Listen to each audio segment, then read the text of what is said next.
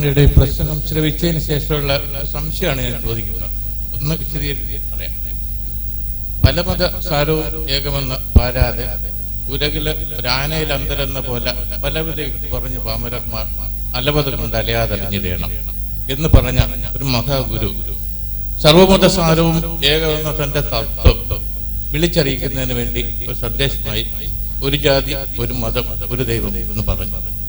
ഇത് കേട്ടു നിന്ന അദ്ദേഹത്തിന്റെ നിരീശ്വരവാദിയായ ഒരു അനുയായി ഇങ്ങനെ തിരുത്തി: ജാതി വേണ്ട, മതം വേണ്ട, ദൈവം വേണ്ട, മനുഷ്യൻ.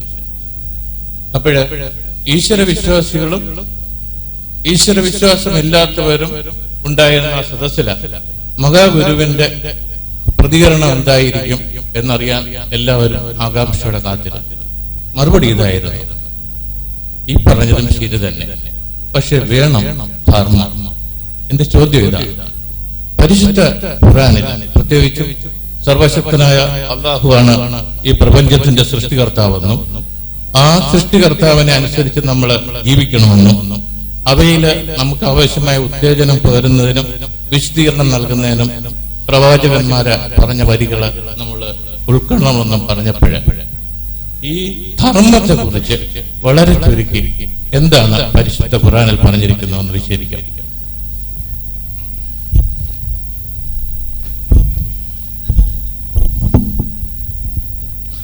അസ്സലാമു അലൈക്കും വറഹ്മത്തുള്ളാഹി.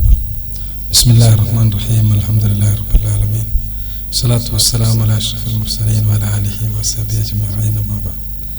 അഊദു ബില്ലാഹി മിനശ് ശൈത്വാനിർ റജീം. ബിസ്മില്ലാഹിർ റഹ്മാനിർ റഹീം. വമൻ യബ്തഗി ഗൈറൽ ഇസ്ലാമി ദീനൻ ഫലൻ യുഖ്ബല മിൻഹു വഹുവ ഫിൽ ആഖിറതി മിനൽ ഖാസിരീൻ. ബഹുമാന്യനായ സഹോദരൻ, പേര് പറഞ്ഞില്ല തോന്നുന്നു. എന്റെ പേര് ശാരംഗധരൻ. ശാരംഗധരൻ സാറ് ഇവിടെ ശ്രീനാരായണ ഗുരുവും സഹോദരൻ അയ്യപ്പനുമെല്ലാമുള്ള ഒരു സദസ്സിലെ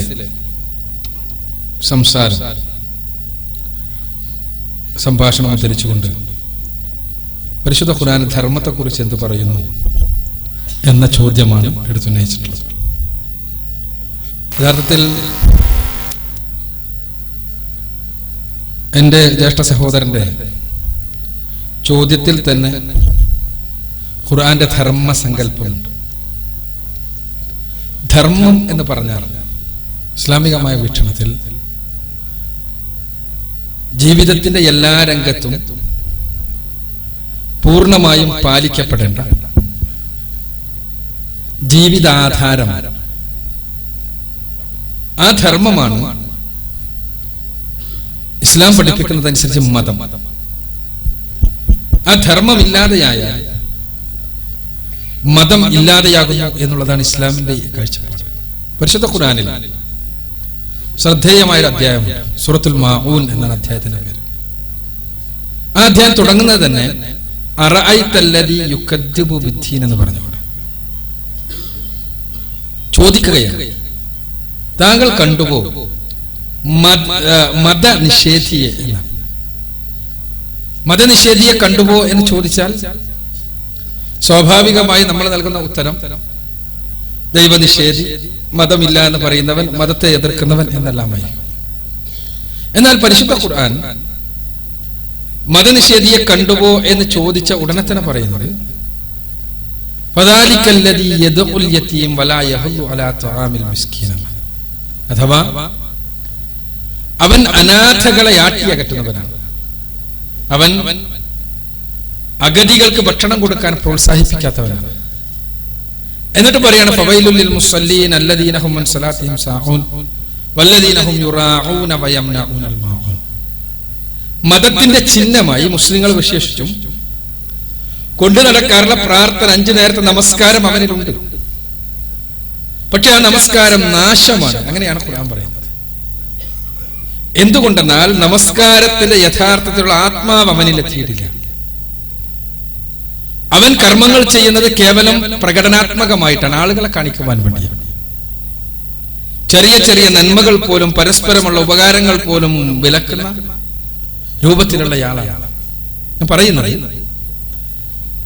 ജീവിതത്തിന്റെ എല്ലാ രംഗത്തും അനുധാവനം ചെയ്യേണ്ട ദൈവികമായ മാർഗനിർദ്ദേശമാണ് ഇസ്ലാമികമായ വീക്ഷണത്തിൽ ധർമ്മം.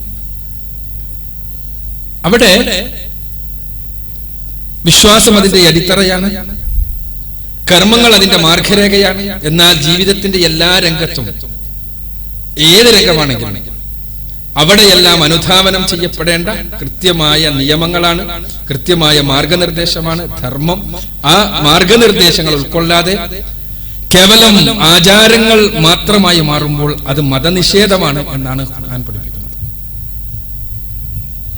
എന്റെ പേര് രാജേന്ദ്രൻ, യൂണിവേഴ്സിറ്റി കോളേജിലെ തമിഴ് പ്രൊഫസറാണ്.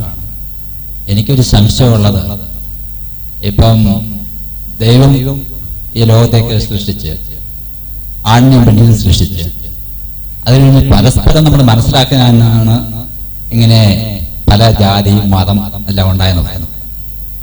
അതുകൊണ്ടല്ലേ ഇത്തരം പ്രശ്നങ്ങളൊക്കെ ഈ ലോകത്തുണ്ടായത്.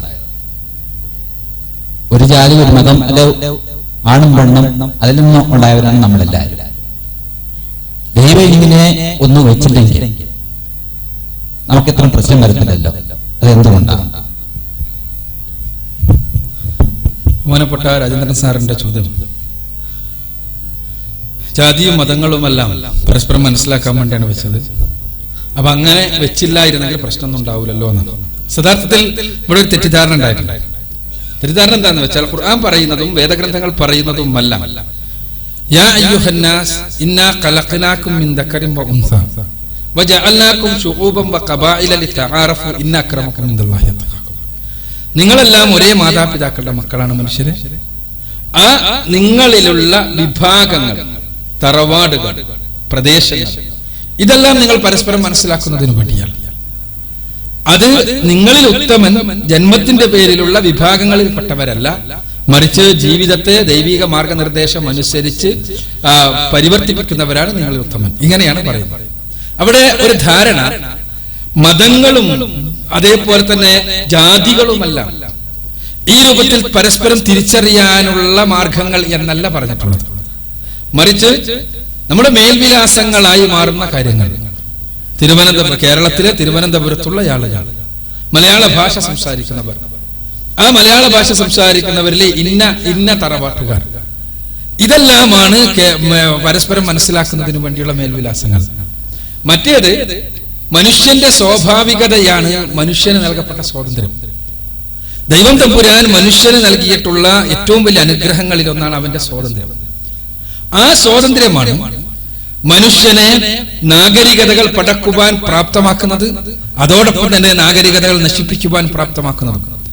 നമുക്കറിയാം, ലോകത്ത് ദശലക്ഷക്കണക്കിന് ജീവവർഗങ്ങളുണ്ട്. ദശലക്ഷക്കണക്കിന് ജീവവർഗങ്ങൾ. ആ ജീവവർഗങ്ങൾക്കെല്ലാം പലതിനും നമ്മളെപ്പോലെയുള്ള കണ്ണും കാതും മൂക്കും നാക്കും തലച്ചോറും എല്ലാം ഉണ്ട്. പക്ഷേ മനുഷ്യൻ മാത്രമാണ് നാഗരികതകൾ പഠിച്ചിട്ടുള്ളത്. മനുഷ്യനെ കൊണ്ട് മാത്രമാണ് ലോകത്ത് പ്രശ്നങ്ങൾ ഉണ്ടായിട്ടുള്ളത്. ഒരു ജീവിയും നൂറ്റാണ്ടുകളായി നടന്നു പോകുന്ന ഒരു ജീവി ഒരു ചക്രം ഉണ്ടാക്കുന്നതിനെ കുറിച്ച് ചിന്തിച്ചിട്ടില്ല.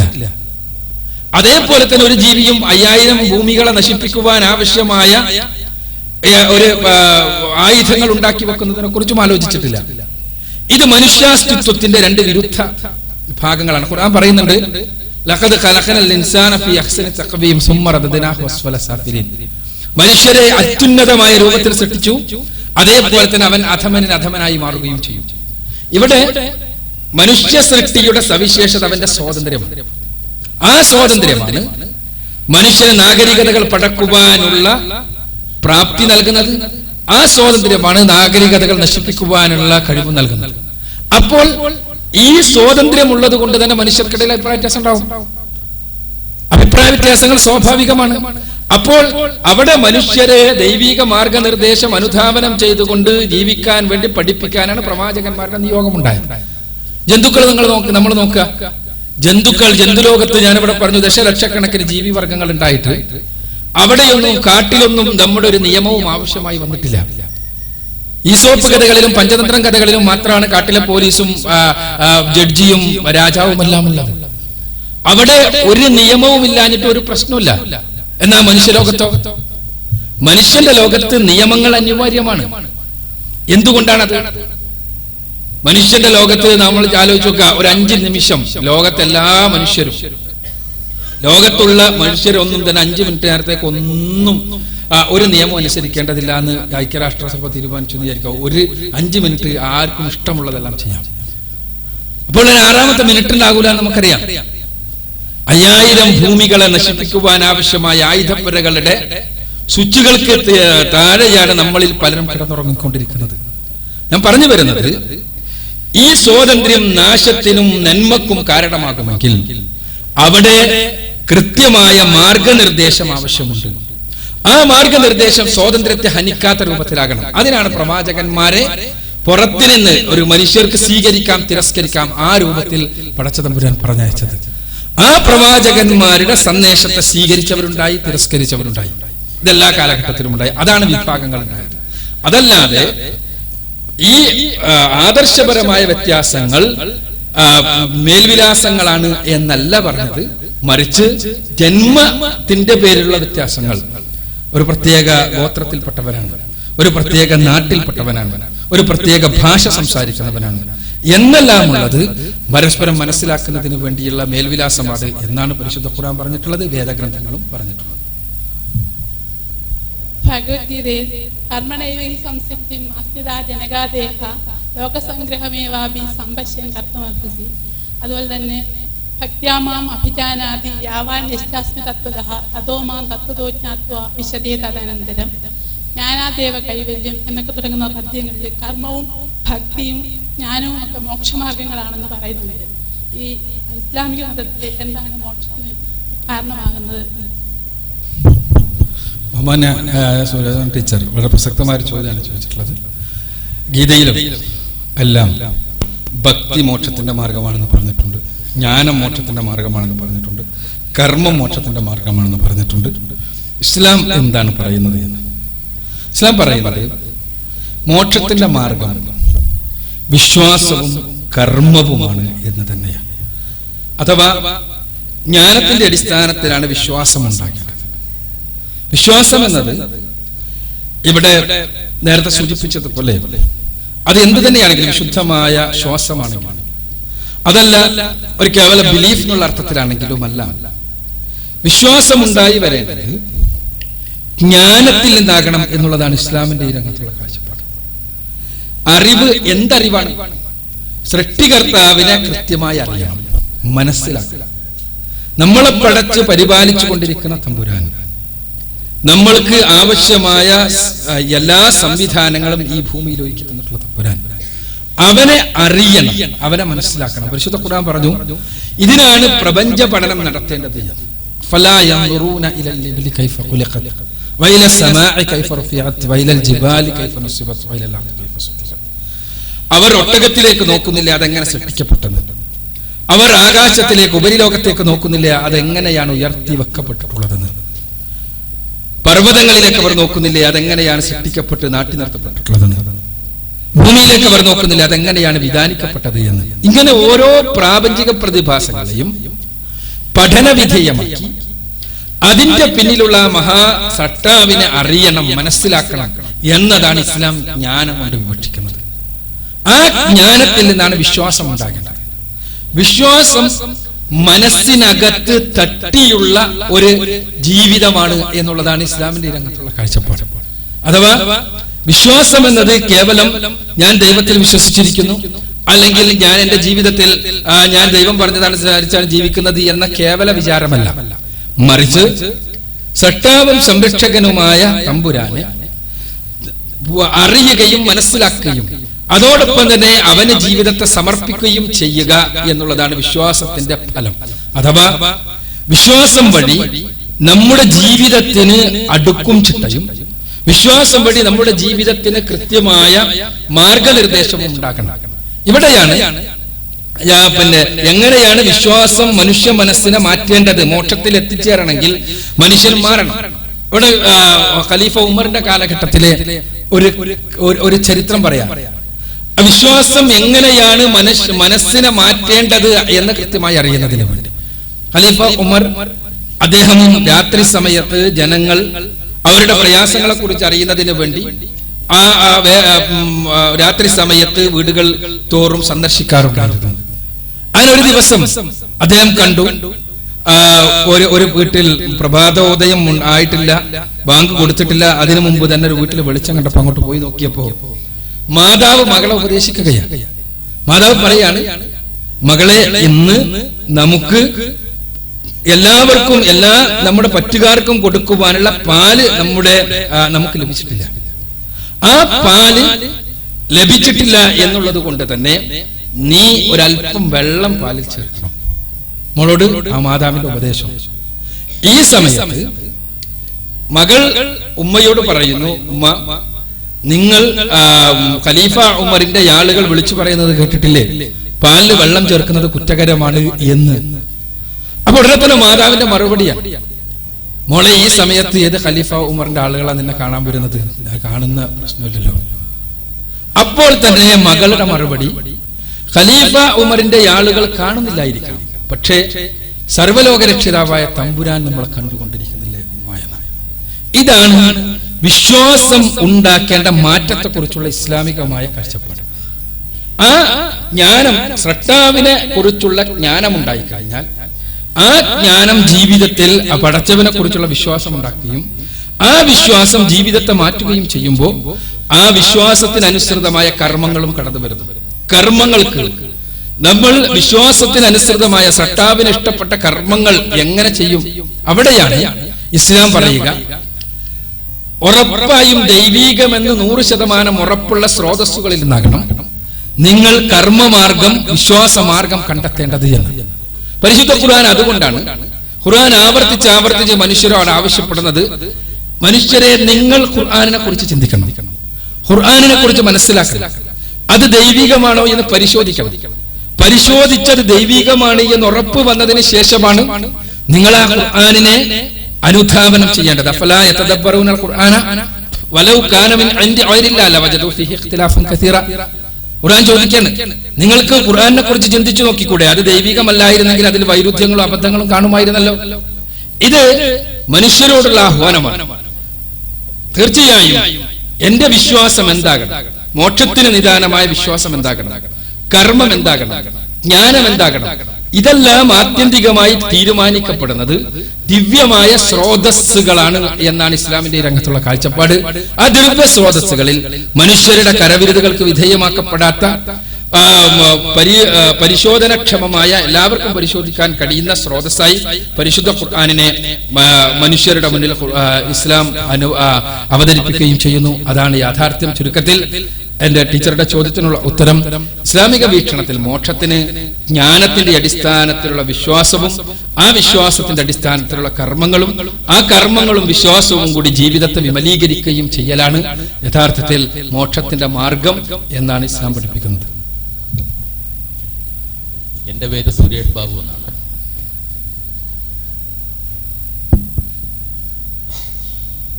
ഞാനിപ്പോൾ അഡ്വക്കേറ്റാണ്. നേരത്തെ തിരുവനന്തപുരം ജില്ലാ സഹകരണ ബാങ്കിന്റെ ജനറൽ മാനേജറായിരുന്നു. എനിക്ക് ചോദിക്കാനുള്ളത്, ഭഗവത്ഗീതയിൽ ഭഗവാൻ കൃഷ്ണൻ നിഷ്കാമ കർമ്മത്തെ പറ്റി പറഞ്ഞിട്ടുണ്ട്. അതായത് എന്തെങ്കിലും ഒരു താല്പര്യത്തോടെ അല്ലാതെ ഒരു കർമ്മം ചെയ്യുകയാണെങ്കിൽ അയാൾ മ്ലേച്ഛനാണ് എന്ന് പറഞ്ഞു. ഇതിന് സമാനമായി ഖുർആനിൽ എവിടെയെങ്കിലും എന്തെങ്കിലും പറഞ്ഞിട്ടുണ്ടോ? ഒരു ചോദ്യം. 2,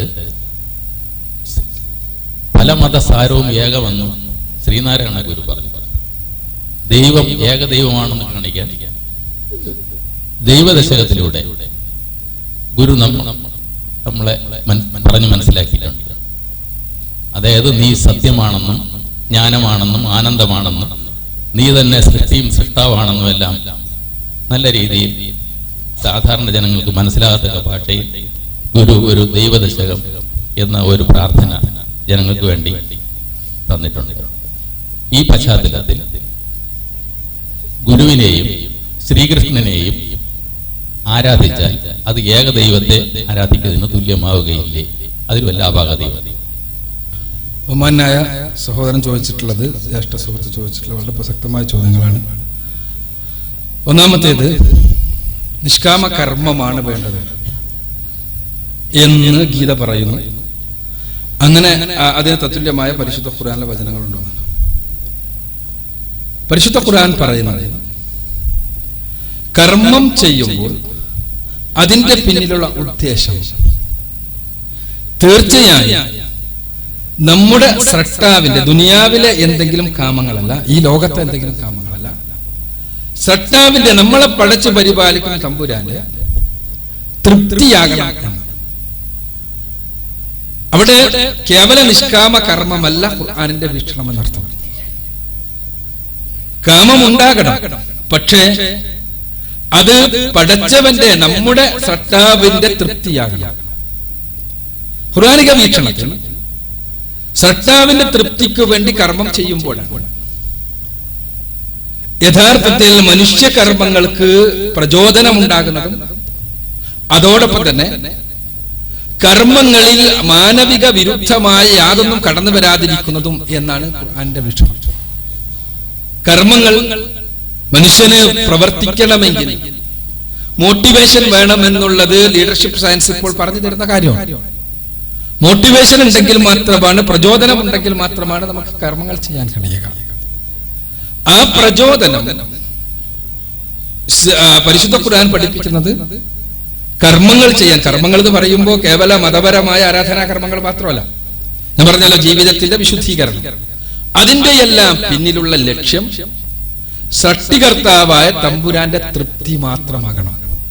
എന്റെ മനസ്സറിയാം, എന്റെ ശരീരം അറിയാം, എന്റെ പരിധികളും പരിമിതികളും അറിയാം, എന്റെ പ്രശ്നങ്ങളും പ്രതിസന്ധികളും അറിയാവുന്ന പടച്ചവൻ അവന്റെ തൃപ്തി മാത്രം ലക്ഷ്യമാക്കി എന്റെ മനസ്സിൽ മറ്റൊരു താല്പര്യവുമില്ലാതെ കർമ്മം ചെയ്യുമ്പോൾ ആ കർമ്മത്തിന് ജീവനുണ്ടാകുമെന്നും ആ കർമ്മത്തിൽ അപമാനവികതയുടേതായ യാതൊരു ലാഞ്ചനയും കടന്നു വരുവാൻ സാധ്യതയില്ല എന്നുമാണ് ഇസ്ലാമിന്റെ രംഗത്തുള്ള കാഴ്ചപ്പാട്.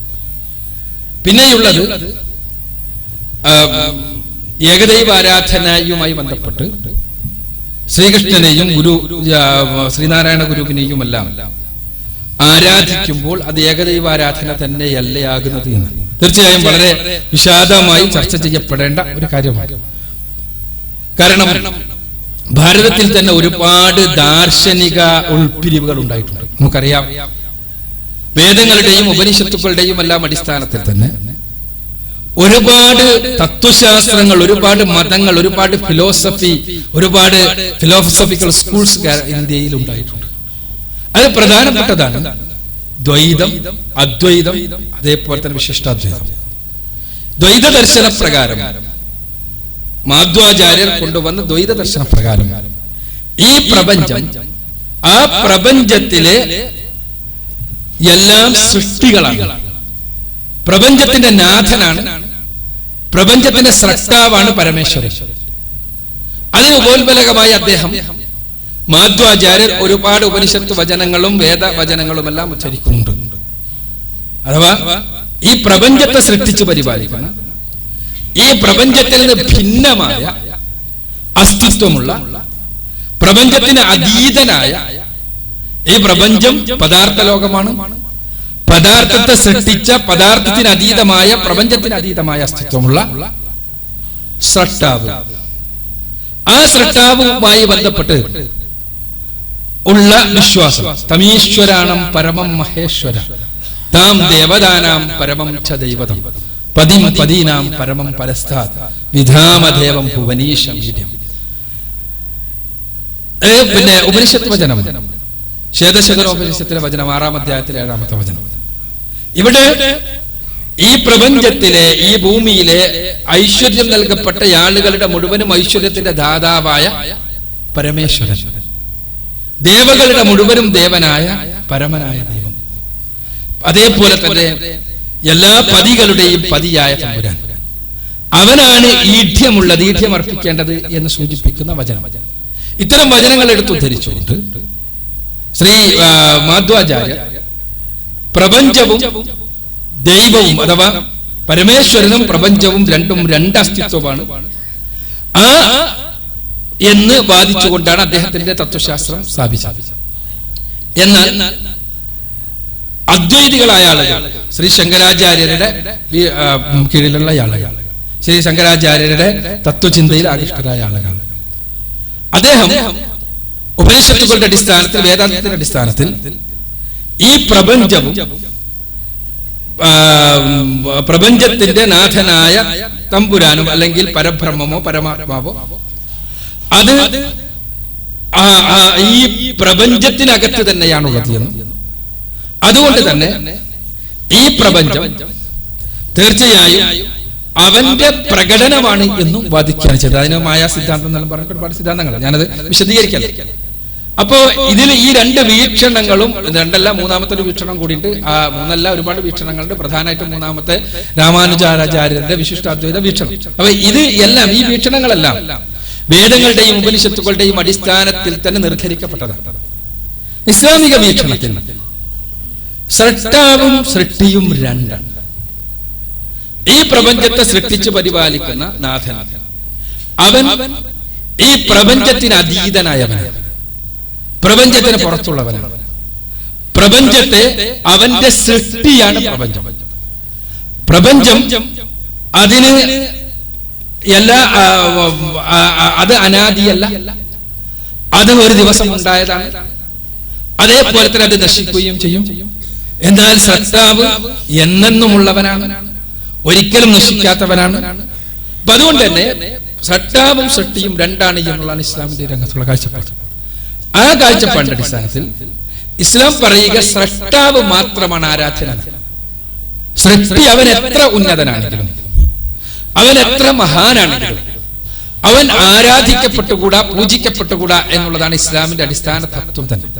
ലാ ഇലാഹ ഇല്ലല്ലാഹ് എന്ന് നിങ്ങൾ കേൾക്കാറുള്ളതാണ്. ഒരാൾ മുസ്ലിം ആവുകയാണെങ്കിൽ അയാൾ ആദ്യം പ്രഖ്യാപിക്കേണ്ട അശ്ഹദു അല്ലാ ഇലാഹ ഇല്ലല്ലാഹ് എന്ന്. ഞാൻ സാക്ഷ്യം വഹിക്കുന്നു അല്ലാഹുവല്ലാതെ ആരാധ്യനില്ല എന്ന്. അപ്പോൾ സൃഷ്ടാവായ ദൈവം തമ്പുരാൻ, അല്ലാഹു എന്ന അറബിയിൽ പേര്, അവനെ മാത്രമാണ് ആരാധിക്കേണ്ടത് എന്ന് പറയുമ്പോൾ സൃഷ്ടി അവൻ എത്ര ഉന്നതനാണെങ്കിലും അവൻ ആരാധിക്കപ്പെട്ടുകൂടാ എന്നുള്ളതാണ് ഇസ്ലാമിന്റെ രംഗത്തുള്ള കാഴ്ചപ്പാട്. അവിടെ മുഹമ്മദ് നബി സല്ലല്ലാഹു അലൈഹി വസല്ലം, ഇസ്ലാമിന്റെ അന്തിമ പ്രവാചകൻ, മുസ്ലിങ്ങൾ ഏറ്റവും അധികം ആദരിക്കുന്ന വ്യക്തി, അദ്ദേഹമാണ് ആരാധിക്കപ്പെടുന്നതെങ്കിലും അദ്ദേഹം ആരാധിക്കപ്പെട്ടാൽ പോലും അത് ഏകദൈവ വിശ്വാസത്തിന് എതിരാണ് എന്നുള്ളതാണ് ഇസ്ലാമിന്റെ രംഗത്തുള്ള കാഴ്ചപ്പാട്.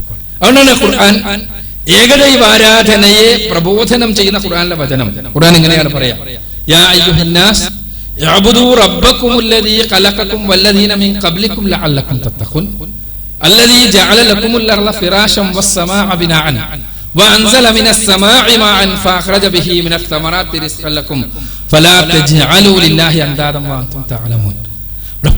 ഇവിടെ പറയുന്നത് എന്താണ്? മനുഷ്യരെ വിളിച്ചുകൊണ്ടാണ്. യാ അയ്യുഹന്നാസ്, മനുഷ്യരെ, നിങ്ങൾ ആരാധിക്കേണ്ടത് നിങ്ങളുടെയും നിങ്ങളുടെ മുൻഗാമികളുടെയും സൃഷ്ടാവിനെയാണ്. അവിടെ ജാതി വിഭാഗ വർഗ ചിന്തകളെയെല്ലാം നമ്മളെ ആര് പടച്ചു? ആ പടച്ചവനെ നാം ആരാധിക്കുക. നമ്മുടെ മുൻഗാമികളെ ആര് പടച്ചു? അവനെ ആരാധിക്കുക. അവൻ ആരാണ്? അവനെ കുറിച്ച് പിന്നീട് ഖുർആൻ പറഞ്ഞു തരാണ്. അവൻ നിങ്ങൾക്ക് വേണ്ടി ഭൂമിയെ മെത്തയാക്കി തന്നവൻ, നിങ്ങൾക്ക് വേണ്ടി ഉപരിലോകത്തെ ഒരുക്കി തന്നവൻ, ഉപരിലോകത്തിൽ നിന്ന് നിങ്ങൾക്ക് ആവശ്യമായ ജലഗണങ്ങളെ ഇറക്കി തന്നവൻ, ആ ജലഗണങ്ങൾ ഉപയോഗിച്ച് സസ്യലതാദികളെയും ഫലമൂലാദികളെയും ഉൽപ്പാദിപ്പിച്ചു തന്നവൻ. അതുകൊണ്ട് നിങ്ങൾ അറിഞ്ഞുകൊണ്ട് അവനെ സമന്മാരെ ഉണ്ടാക്കരുത്. ചുരുക്കത്തിൽ സൃഷ്ടാവ് മാത്രമാണ് ആരാധ്യൻ എന്നുള്ളതാണ് ഇസ്ലാമിന്റെ രംഗത്തുള്ള കാഴ്ചപ്പാട്. യഥാർത്ഥത്തിൽ അദ്വൈത ദർശനപ്രകാരം ഞാൻ നേരത്തെ പറഞ്ഞതുപോലെ എല്ലാറ്റിലും പ്രപഞ്ചമാസകലം, എന്റെ ചോദ്യകർത്താവ് സൂചിപ്പിച്ചതുപോലെ പ്രപഞ്ചമാസകലം സൃഷ്ടാവിന്റെ പരമേശ്വരൻ നിലീമമാണെങ്കിൽ എന്തിനേയും ആരാധിച്ചുകൂടെ എന്ന ചോദ്യം സ്വാഭാവികമാണ്. അവിടെയാണ് അത് വേദങ്ങളുടെ എല്ലാം പൂർണ്ണമായ അർത്ഥത്തിലുള്ള ഒരു വ്യാഖ്യാനമാണ്. തീർച്ചയായും അങ്ങനെ വ്യാഖ്യാനിക്കുവാൻ ശ്രീ ശങ്കരാചാര്യരും അതിന്റെ മഹാപണ്ഡിതന്മാരും സന്നദ്ധമായിട്ടുണ്ട്. എന്നാൽ ഇതേ വചനങ്ങളെ എടുത്തുകൊണ്ട് ദയാനന്ദ സരസ്വതിയെ പോലെയുള്ള ആളുകൾ വളരെ ശക്തമായി തന്നെ സൃഷ്ടിപൂജ ഹൈന്ദവ ദർശന പ്രകാരം അബദ്ധമാണ് എന്ന് പറഞ്ഞു വെച്ചിട്ടുണ്ട്. അദ്ദേഹം ഈ സ്വാമി ദയാനന്ദ സരസ്വതി അദ്ദേഹത്തിന്റെ സത്യാർത്ഥ പ്രകാശത്തിൽ യജുർവേദത്തിലും അതേപോലെ ഈശാവാസ്യ ഉപനിഷത്തിലുമെല്ലാം ആവർത്തിക്കപ്പെട്ടുള്ള ഒരു വചനം ഉദ്ധരിച്ച് അന്ധം തമഹ പ്രവിശന്ധിയേ സംഭൂതിമുവാസതേ തതോ ഭൂയ ഇവതേ തമോ യൗ സംഭൂത്യാം രതഃ. അഥവാ അന്ധകാരത്തിലാണ് പ്രവേശിക്കുക,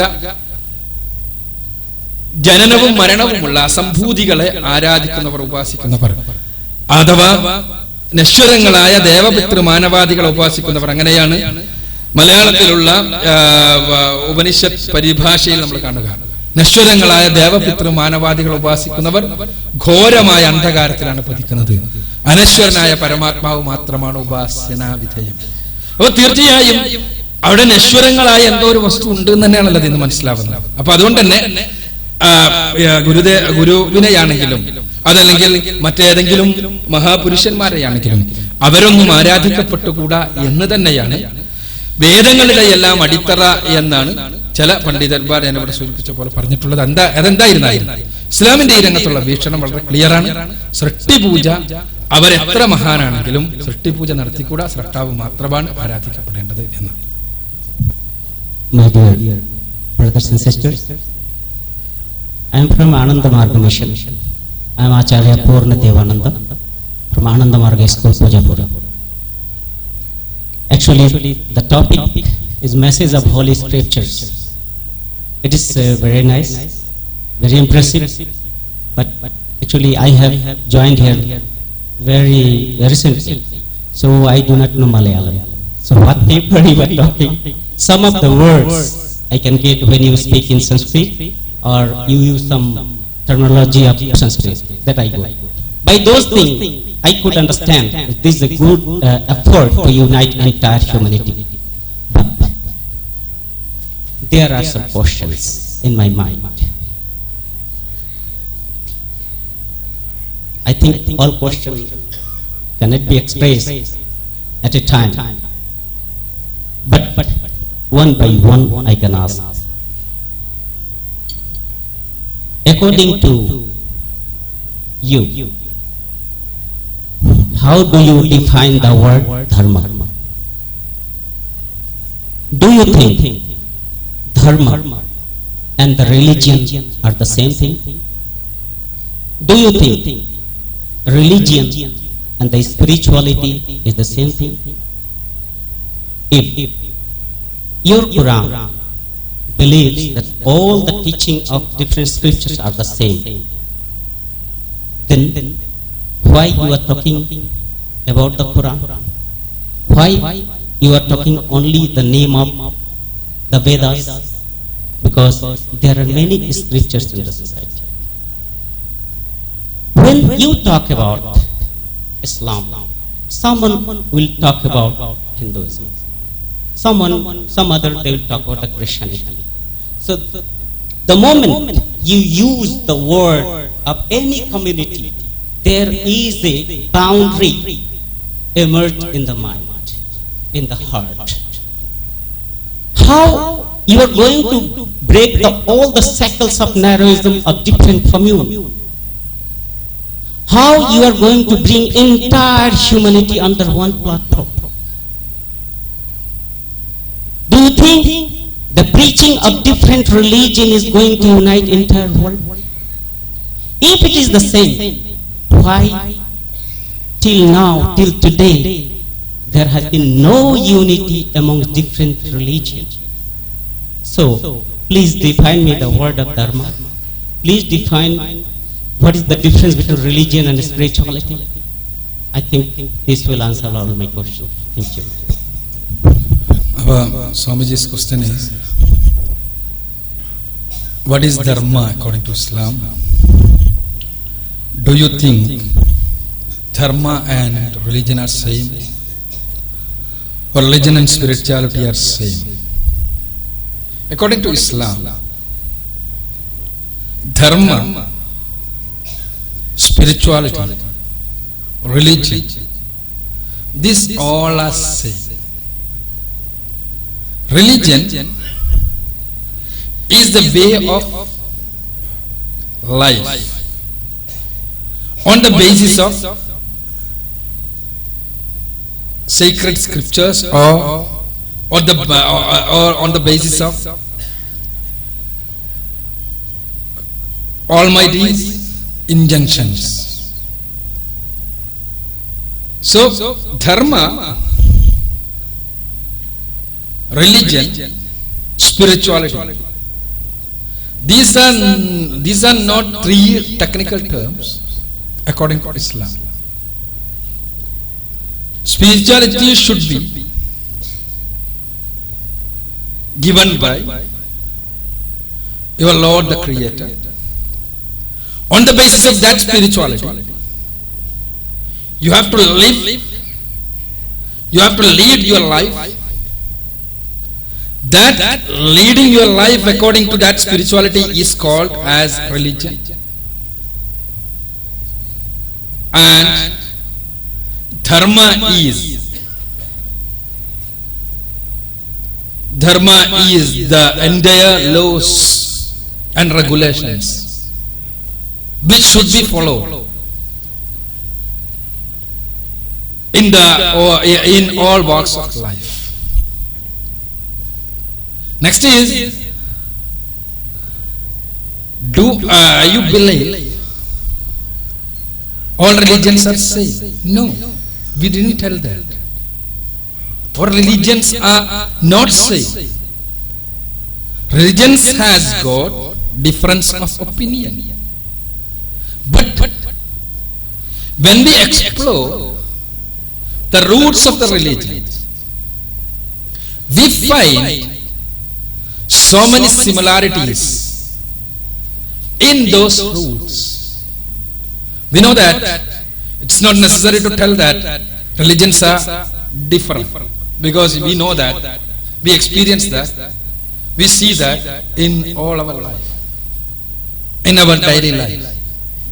So religions have got differences, but when we explore the basics of the scriptures, we find some similarities. On that similarities, when if we work on those similarities, we will be able to, we may be able to find what is truth and what is not. That is what explained here. Swamiji, since Swamiji do not know Malayalam, he might have misunderstood that by quoting all the scriptures, Sanskrit scriptures and other things, the Quran and all other things. We are telling that, or we prove that all religions in all spirit, all religions are same. No. Religious differences are quite explicit.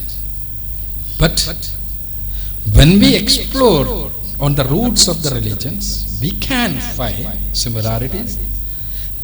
On the basis of that similarities, we believe that religious prophets or messengers from God Almighty has been sent to all nations. So these religions may be evolved from those teachings of the prophets or messengers who were sent to various nations. That is what he was explaining. I think I find it. Sorry, time is very limited. But when I ask the question, the answer should be the correct one. As my brother said, there are, when we explore, then we find some similarities. At the same time, we get some dissimilarities also. Okay. So when we explore the similarities, what should be the name of that similarities? How we are going to define that similarity is singular. And when this singularity comes to the people, then there will be no religion. There will be one singularity, that is supreme. So how you are going to define that similarity? Is it Islam? Is it Hindu? Is it Veda? Is it Christian? Is it Bible? How we are going to define that, the pure exploration of human? What will be the name? And if you give any name, it means again it comes opinion. So different people have different opinion, and different opinion cannot be the similar. The whole humanity will be diverted and divided into thousands and belligerent groups. So I am talking about the unity, that the exploration of the pure spirituality, the exploration of eternal feeling of entire humanity. What should be the name? What should be the name? According to the different scriptures, as you told, the spirituality and the religions are the same. But if we know the words, Excuse me, please come to your question. yeah. We are running short of time, so please conclude your question. So, what should be the name of that pure exploration of entire humanity? What should be the name? What should be the name of the pure exploration of the entire humanity? That is what Swamiji asked. In fact,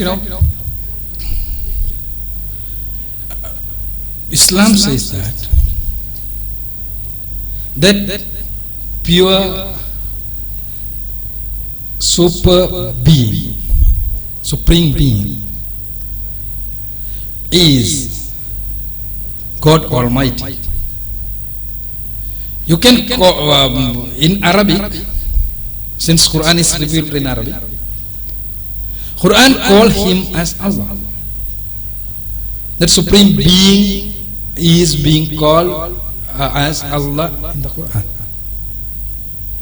But as I told you, messengers are sent to all nations according to Quran. So those messengers who were sent to other nations might have introduced this supreme being in their language. We believe the messengers sent to India might have taught that supreme being as Parabrahma or Paramatma. The messengers sent to Israel might have called him as Elohim or Jehovah. But the question is there a supreme being or not? Yes, we believe there is a supreme being. If there is a supreme being, whom should be prayed or whom should be worshipped? Islam says that you have to worship your Creator. No one else should be worshipped. Creator, his name may be different. Maybe you may call him any name, but is he the creator of the universe? That is the question. And Islam says that Islam as a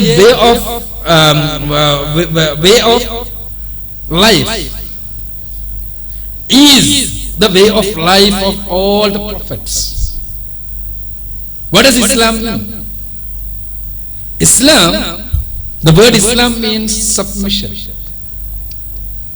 Muslim is the one who submit his will to the will of God.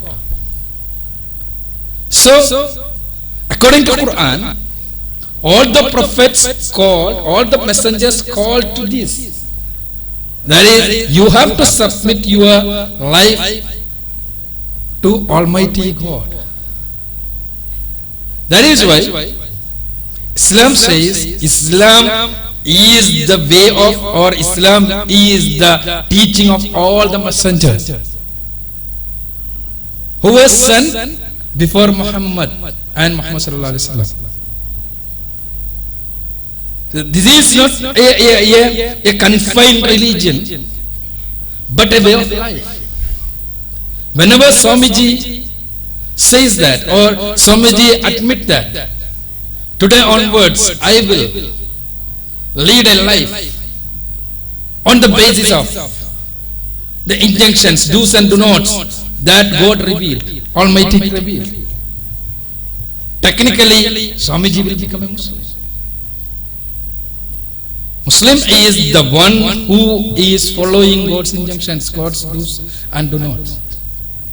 That is why Islam says, Quran says, Islam is the religion of all the prophets. I think this is the answer. I'm Suresh Babu.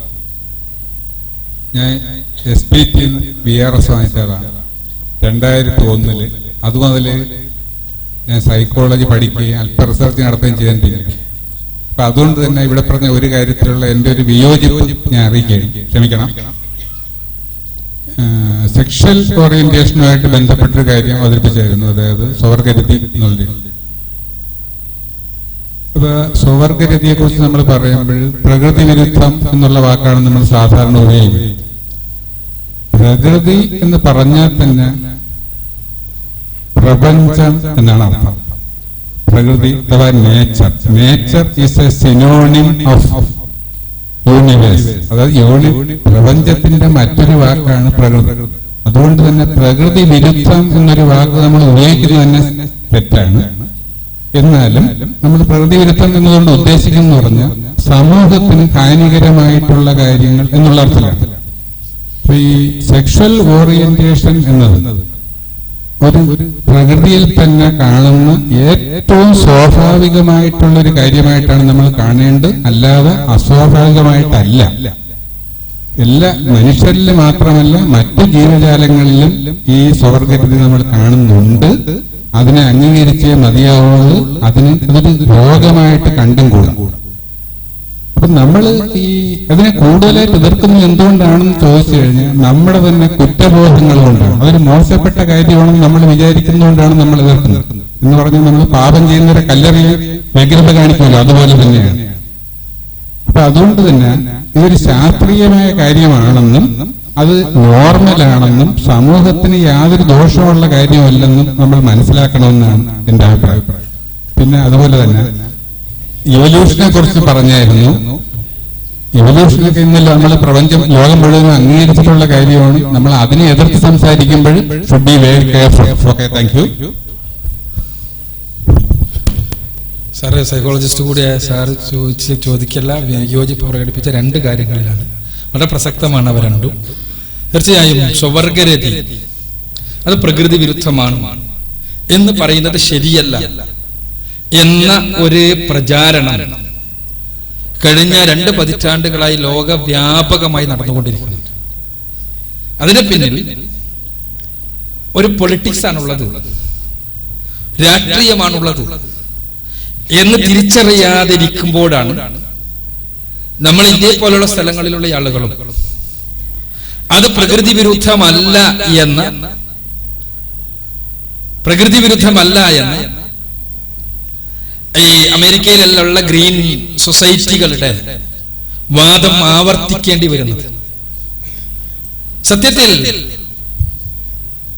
രതി എന്നത് ഒരു സ്വാഭാവിക മാനുഷിക പ്രക്രിയയാണ്. അത് പ്രകൃതിപരമായി നിർവഹിക്കപ്പെടേണ്ട പ്രക്രിയയാണ് ജന്തുക്കളിലും മനുഷ്യരിലുമെല്ലാം ഉള്ളത്. ജന്തുക്കളിൽ അത് പ്രത്യുൽപാദനവുമായി ബന്ധപ്പെട്ട് നിൽക്കുന്നു.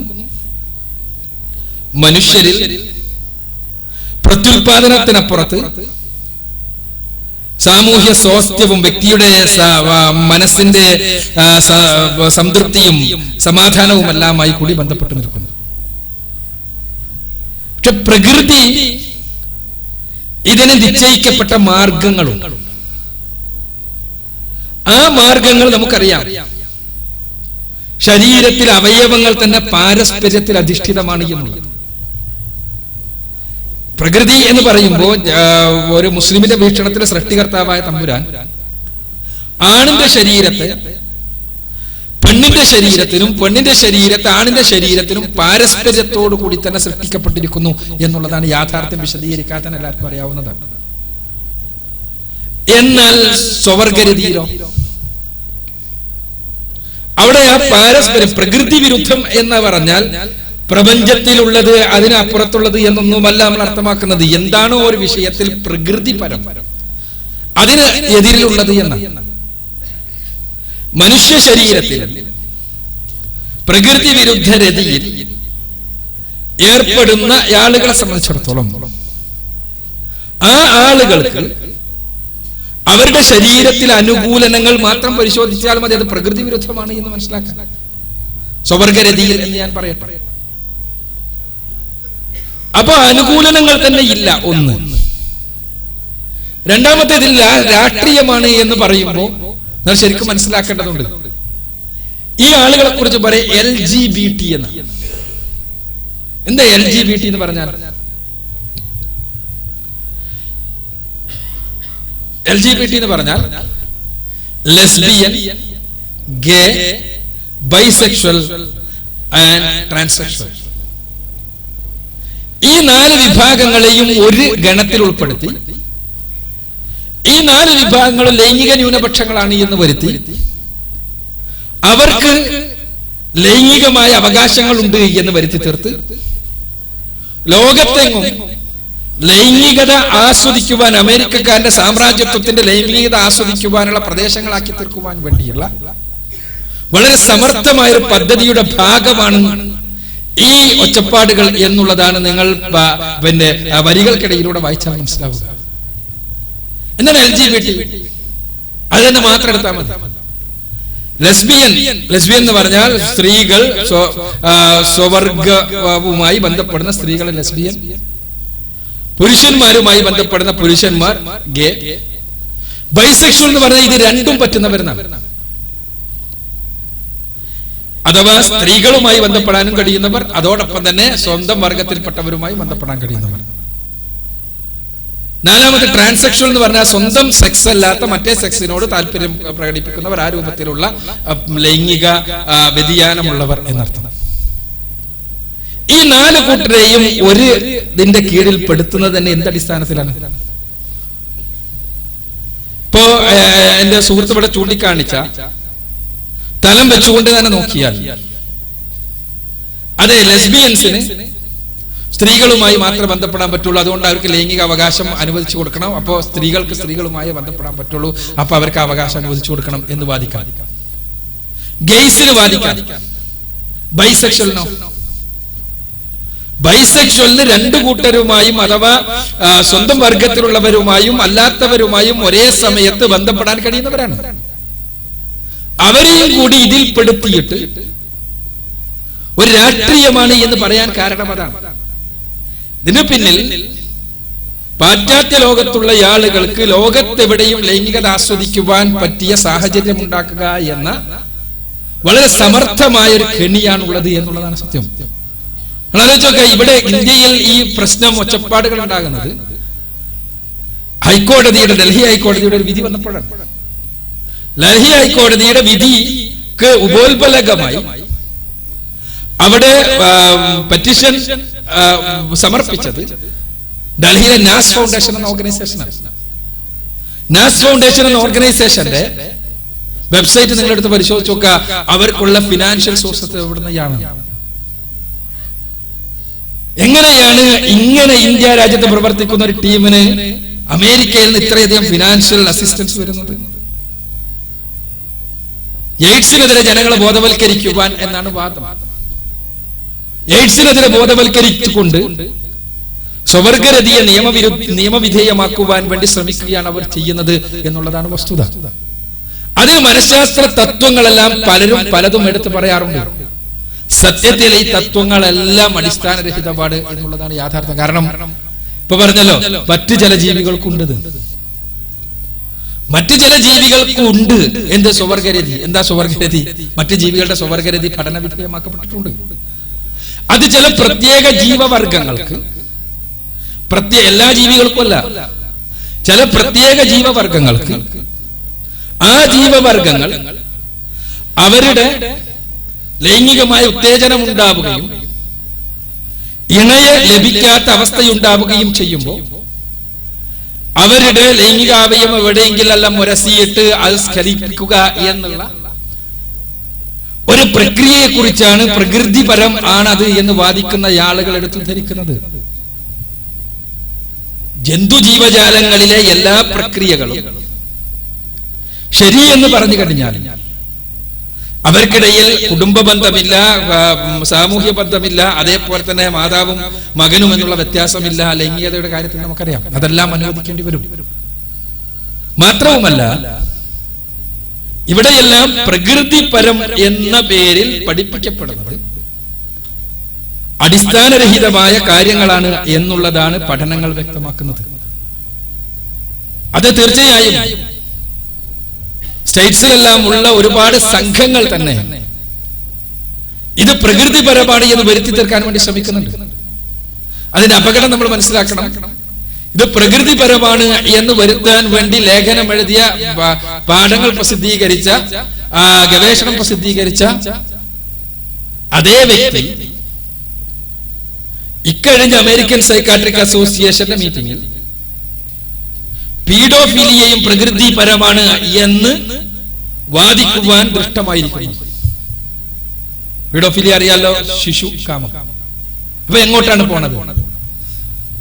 തങ്ങൾക്ക് പറ്റുന്ന രൂപത്തിൽ ലൈംഗികതയെ ആസ്വദിക്കുവാൻ പറ്റിയ രൂപത്തിൽ ലോകത്തെ മുഴുവനും മാറ്റി തീർക്കുക എന്ന വളരെ സമർത്ഥമായ സകാല ബുദ്ധിയാണ് ഇതിന്റെ പിന്നിൽ. ഇനി ജീവപരിണാമമാണ് ആശയം. പരിണാമവാദത്തെ കുറിച്ച് ഇവിടെ പറഞ്ഞു. പരിണാമവാദം ലോകം മുഴുവനും അംഗീകരിച്ചിരിക്കുന്നു എന്നാണ് എന്റെ സുഹൃത്ത് പറയുന്നത്. തീർച്ചയായും ജീവശാസ്ത്രത്തിന്റെ രംഗത്ത് അംഗീകരിക്കപ്പെട്ട ഒരു സിദ്ധാന്തമായി പരിണാമവാദം ഇന്നും വ്യവഹരിക്കപ്പെട്ടു പോരുന്നുണ്ട്. പക്ഷേ പരിണാമവാദത്തിലുള്ള പുതിയ പഠനങ്ങൾ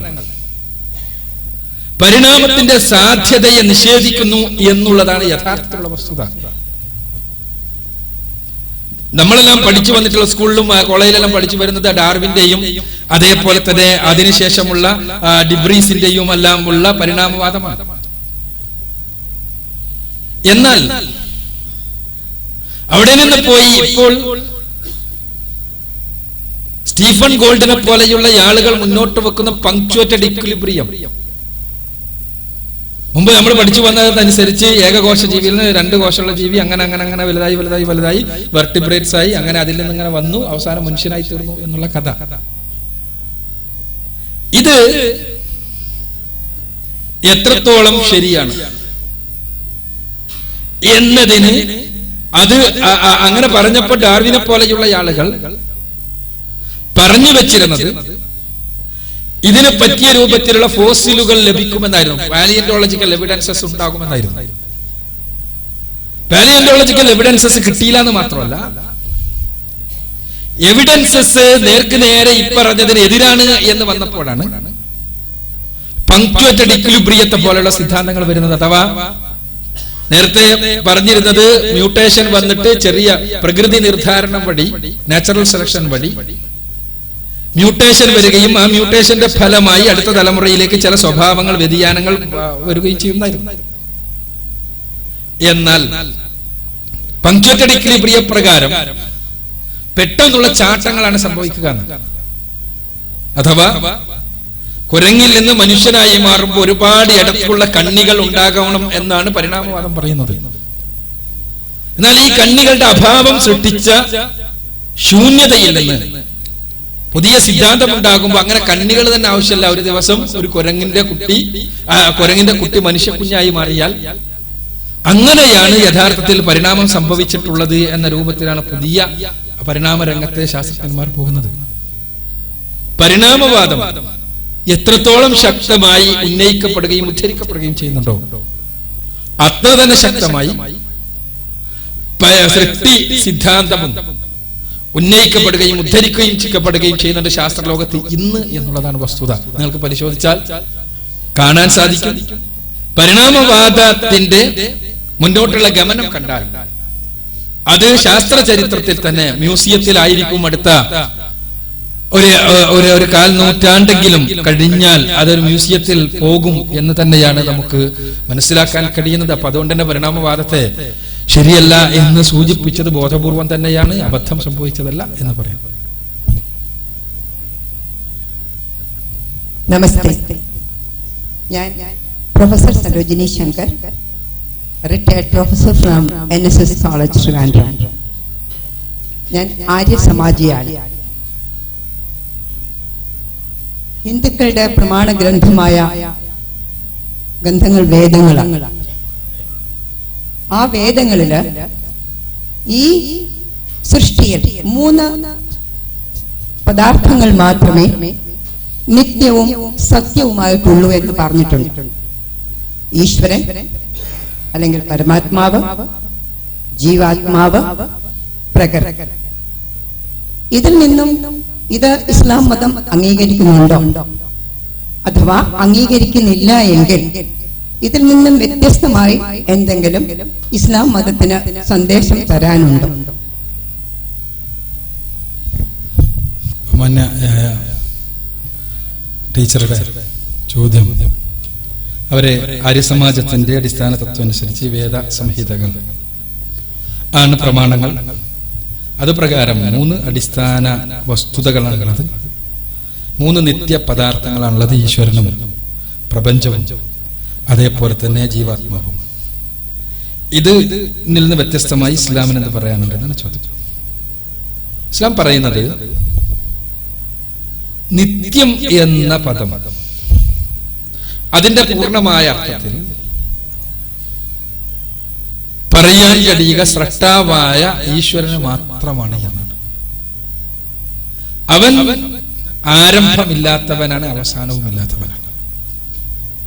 എന്നാൽ ജീവാത്മാവ് ഓരോ മനുഷ്യർക്കുമുള്ള ആത്മാവ്. ആ ജീവാത്മാവ് മനുഷ്യർക്ക് ഓരോരുത്തർക്കും പടച്ചവൻ ദാനമായി നൽകുന്നതാണ് എന്ന്, അത് പടച്ചവന്റെ ദാനമാണ് എന്ന്. ആ പടച്ചവൻ മനുഷ്യർക്ക് നൽകുന്നത് പ്രകാരം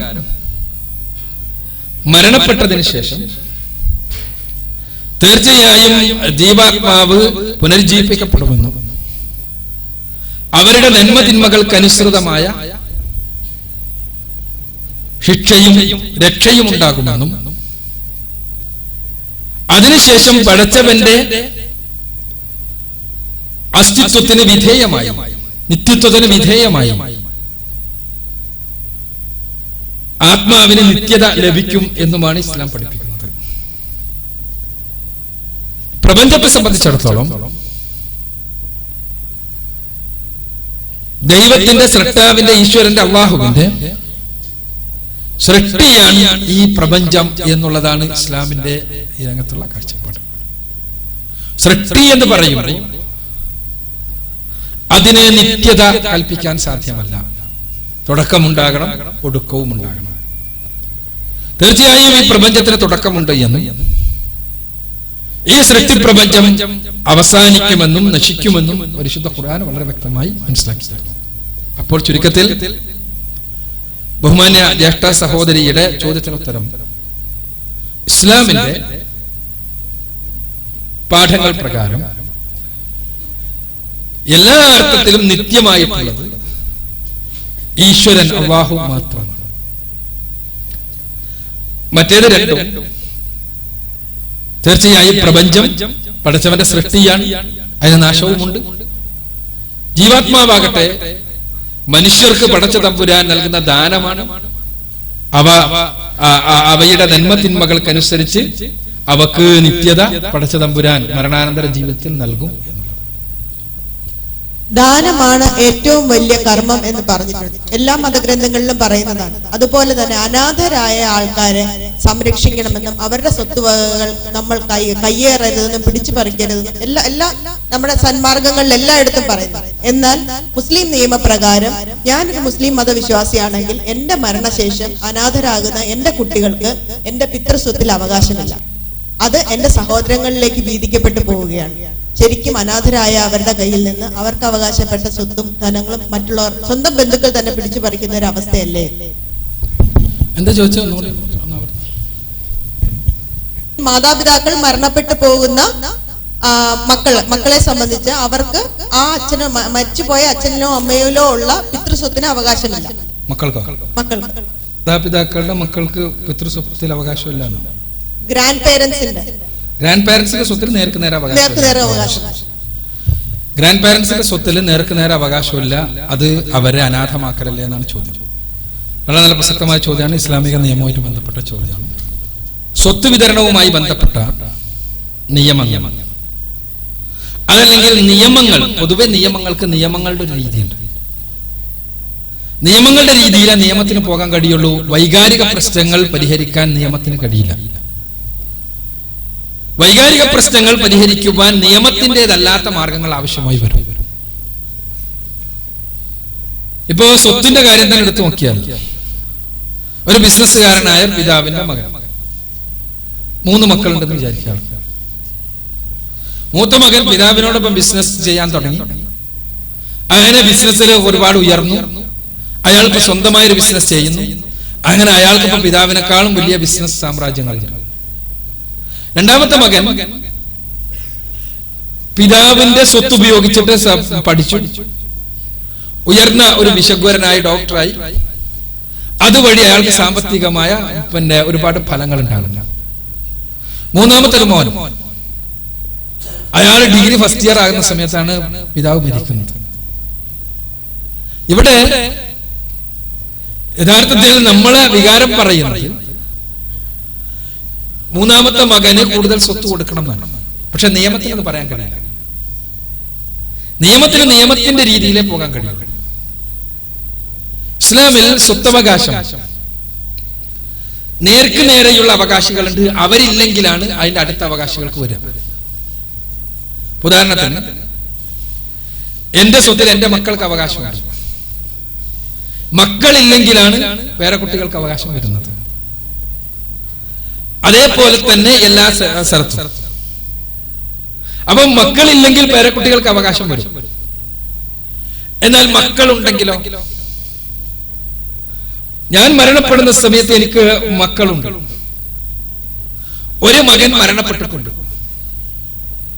അപ്പോ ആ മകന്റെ മക്കൾ അവർക്ക് സ്വത്ത് കൊടുക്കാൻ കഴിയില്ലല്ലോ എന്നാണ് സഹോദരിയുടെ ചോദ്യം. ഇവിടെ ഇസ്ലാം ഈ രംഗത്ത് ചെയ്തിട്ടുള്ളത്, ഞാൻ പറഞ്ഞതുപോലെ നിയമത്തിന് പരിഹരിക്കാൻ കഴിയാത്തൊരു കാര്യം ധർമ്മം വഴി, നിർദ്ദേശങ്ങൾ വഴി, പടച്ചതമ്പുരാന്റെ വിധിവിലക്കുകൾ വഴി പരിഹരിക്കുകയാണ്. അതെങ്ങനെയാണ്? ഇപ്പൊ എന്റെ മക്കളുണ്ട്, ഒരു മകൻ മരണപ്പെട്ടിട്ടുണ്ട്. ആ മകന്റെ കുട്ടികൾക്ക് സ്വത്ത് കൊടുക്കണമെങ്കിൽ നിയമപരമായ ഒറ്റ മാർഗമുള്ളൂ. എന്താ മാർഗം? എന്റെ മകൻ ജീവിച്ചിരുന്നിട്ടുണ്ടായിരുന്നെങ്കിൽ എത്ര സ്വത്ത് ഉണ്ടാകും എന്ന് കണക്കാക്കുക. എന്നിട്ട് ആ സ്വത്ത് അവന്റെ മക്കൾക്ക് വീതിച്ചു കൊടുക്കുക. ഇതാണല്ലോ നിയമപരമായി നടക്കാൻ പോണ്ട കാര്യം. ഇവിടെ അങ്ങനെ ഇസ്ലാമിലെ സ്വത്തവകാശത്തിൽ ഒരു റെപ്രസെന്റേഷൻ, അഥവാ ഒരാൾ ഇല്ലാത്തതുണ്ട് എന്ന് സങ്കല്പിച്ചിട്ട് ഉണ്ടായിരുന്നെങ്കിൽ കൊടുക്കേണ്ട സ്വത്ത് അയാളുടെ അവകാശികൾക്ക് കൊടുക്കുക എന്ന് തീരുമാനിച്ചു കഴിഞ്ഞാൽ ഒരു സൈഡിലേക്ക് മാത്രമല്ല എല്ലാ സൈഡിലേക്കും അങ്ങനെ വേണ്ടി വരും. എന്റെ മാതാപിതാക്കൾക്ക് എന്റെ സ്വത്തിൽ അവകാശമുണ്ട്. ഞാൻ മരണപ്പെടുമ്പോൾ എന്റെ മാതാപിതാക്കൾ ഒരുപാട് മുമ്പേ മരണപ്പെട്ടിട്ടുണ്ടെങ്കിലും ഞാൻ എന്ത് ചെയ്യണം? എന്റെ മാതാപിതാക്കൾ ജീവിച്ചിരുന്നെങ്കിൽ, ഞാൻ മരണപ്പെടുമ്പോൾ എന്റെ മാതാപിതാക്കൾ ജീവിച്ചിരുന്നെങ്കിൽ എത്ര സ്വത്ത് അവർക്കുണ്ടോ ആ സ്വത്ത് അവരുടെ അവകാശികൾക്ക് കൊടുക്കേണ്ടി വരും. എന്റെ ഭാര്യക്ക് എന്റെ സ്വത്തിന് അവകാശമുണ്ട്. ആ എന്റെ ഭാര്യ എന്റെ മരണത്തിന് മുമ്പ് മരിച്ചു പോയിട്ട് വിചാരിക്കുക എങ്കിൽ ഞാൻ എന്ത് ചെയ്യണം? ഞാൻ മരണപ്പെട്ടാൽ എന്ത് ചെയ്യണം? ഒരു സൈഡിലേക്ക് റെപ്രസെന്റേഷൻ വന്നാൽ എല്ലാ സൈഡിലേക്കും അത് വേണ്ടി വരും എന്നർത്ഥം. അവിടെ എന്റെ ഭാര്യ ജീവിച്ചിരുന്നെങ്കിൽ അവൾക്ക് എത്ര സ്വത്തവകാശമാണോ ഉള്ളത് അത് അവളുടെ അവകാശികൾക്ക് വിധിച്ചു കൊടുക്കേണ്ടി വരും.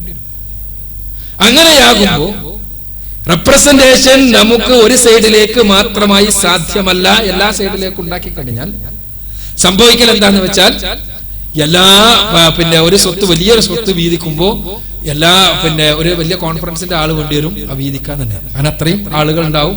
അവകാശി അവിടെ ഇസ്ലാം ചെയ്തത് ഞാൻ പറഞ്ഞല്ലോ, നിയമം കൊണ്ട് പരിഹരിക്കാൻ സാധ്യമല്ലാത്തൊരു കാര്യം. അവിടെ എന്താണ് ചെയ്തത്? എന്റെ മകൻ മരണപ്പെട്ടു, എന്റെ മകന്റെ മക്കൾ, അവരുടെ ഉത്തരവാദിത്തം എനിക്കാണുള്ളത്. ഞാനാണ് അവരെ പോറ്റേണ്ടത്. ഞാൻ പോറ്റുന്ന സമയത്ത് അവരുടെ പ്രയാസങ്ങൾ, എന്റെ പേരക്കുട്ടികളുടെ, എന്റെ മകന്റെ മക്കളുടെ പ്രയാസങ്ങളും പ്രശ്നങ്ങളും അവർക്ക് എത്രത്തോളം സ്വത്ത് ആവശ്യമുണ്ട് എന്നുമെല്ലാം എനിക്കാണല്ലോ അവരുമായിട്ട് ഏറ്റവും കൂടുതൽ വൈകാരിക ബന്ധം ഉണ്ടാകുക. ഞാൻ അവർക്ക് എന്റെ ജീവിതകാലത്ത് എന്റെ സ്വത്തിന്റെ എങ്ങനെയും കൊടുക്കാവുന്നതാണ്. മരണപ്പെടുന്ന സമയത്താണെങ്കിൽ വസിയത്ത് എഴുതി വെക്കണം. അങ്ങനത്തെ ആളുകൾക്കാണ് വസിയത്ത് എഴുതി വെക്കണം എന്ന് പ്രത്യേകം ഇസ്ലാം നിർദ്ദേശിച്ചിട്ടുള്ളത്. ആ വസിയത്ത് മൊത്തം സ്വത്തിന്റെ 1/3 കവിയാത്ത അത്രയും വസിയത്ത് നൽകാവുന്നതാണ്. അപ്പോ ഈ കുട്ടികൾക്ക് സ്വത്ത് അവകാശം നേർക്ക് നേരെ അവകാശം വരാത്തപ്പോ അത് ധാർമ്മിക നിയമങ്ങൾ പഠിപ്പിച്ചുകൊണ്ട് അവിടെ ഈ പിതാവിന്റെ ഉത്തരവാദിത്വമായി പിതാവ് ജീവിച്ചിരിക്കുന്ന സമയത്ത് തന്നെ അദ്ദേഹം തന്റെ അടുത്ത തലമുറക്ക്, അതല്ലെങ്കിൽ പിതാവ് ജീവിച്ചിരിക്കുന്ന സമയത്ത് തന്നെ തന്റെ പേരക്കുട്ടികൾക്ക് ആവശ്യമായ പ്രയാസങ്ങൾ നീക്കുവാൻ ആവശ്യമായ സംവിധാനങ്ങൾ ഉണ്ടാക്കണം എന്നുള്ളതാണ് ഇസ്ലാമിന്റെ നിയമം. അവിടെ ഒരിക്കലും തന്നെ അനാഥകളെ പ്രയാസപ്പെടുത്തുന്ന പ്രശ്നം വരുന്നില്ല. കാരണം അനാഥകളുടെ ഉത്തരവാദിത്വം ഈ പിതാവിനാണ്, ഈ അവരുടെ മുത്തച്ഛനാണുള്ളത്. ആ അനാഥകളുടെ സംരക്ഷണം അയാൾ ഏറ്റെടുക്കുമ്പോൾ ആ സംരക്ഷണത്തിന്റെ ഭാഗമായി തന്നെ അയാളുടെ സ്വത്ത് നൽകുവാൻ, പ്രത്യേകിച്ച് പരിശുദ്ധ ഖുർആനിൽ സ്വത്തിനെ കുറിച്ച് പറയുന്നതിന് മുമ്പ്, സ്വത്തിന്റെ നിയമം ഉണ്ടാകുന്നതിന് മുമ്പുണ്ടായ നിയമമാണ് വസിയത്തിന്റെ നിയമം. അഥവാ ഇങ്ങനത്തെ ആരെങ്കിലും ഉണ്ടെങ്കിൽ അവർക്ക് ആവശ്യമായ സ്വത്ത് വസിയത്തായി എഴുതി വെക്കണം എന്നുള്ളതാണ് ഇസ്ലാമിന്റെ നിയമം. നിയമം മൂലം മാത്രമായി ചെയ്യാൻ സാധ്യമല്ല, നിയമം മൂലം പരിഹരിക്കാൻ സാധ്യമല്ലാത്ത പ്രശ്നങ്ങളെ ഈ രൂപത്തിലാണ് ഇസ്ലാം പരിഗണിക്കുന്നത്. ഞാൻ ശിവദാസ്, ഒരു സാമൂഹ്യ ശാസ്ത്ര വിദ്യാർത്ഥിയാണ്. മനുഷ്യൻ മതങ്ങളെ പങ്കുവച്ചു. മനുഷ്യൻ മതങ്ങളെ സൃഷ്ടിച്ചു. മതങ്ങൾ പ്രവാചകന്മാരെ സൃഷ്ടിച്ചു. പ്രവാചകന്മാരും മതങ്ങളും കൂടെ ദൈവങ്ങളെ സൃഷ്ടിച്ചു. ഇവരെല്ലാം കൂടി ചേർന്ന് മണ്ണും മനസ്സും എല്ലാം പങ്കുവച്ചു. സമകാലീന ലോകം അഭിമുഖീകരിക്കുന്ന ഏറ്റവും വലിയ പ്രശ്നം ഈ വർദ്ധിച്ചു വരുന്ന മതപരത അല്ലേ.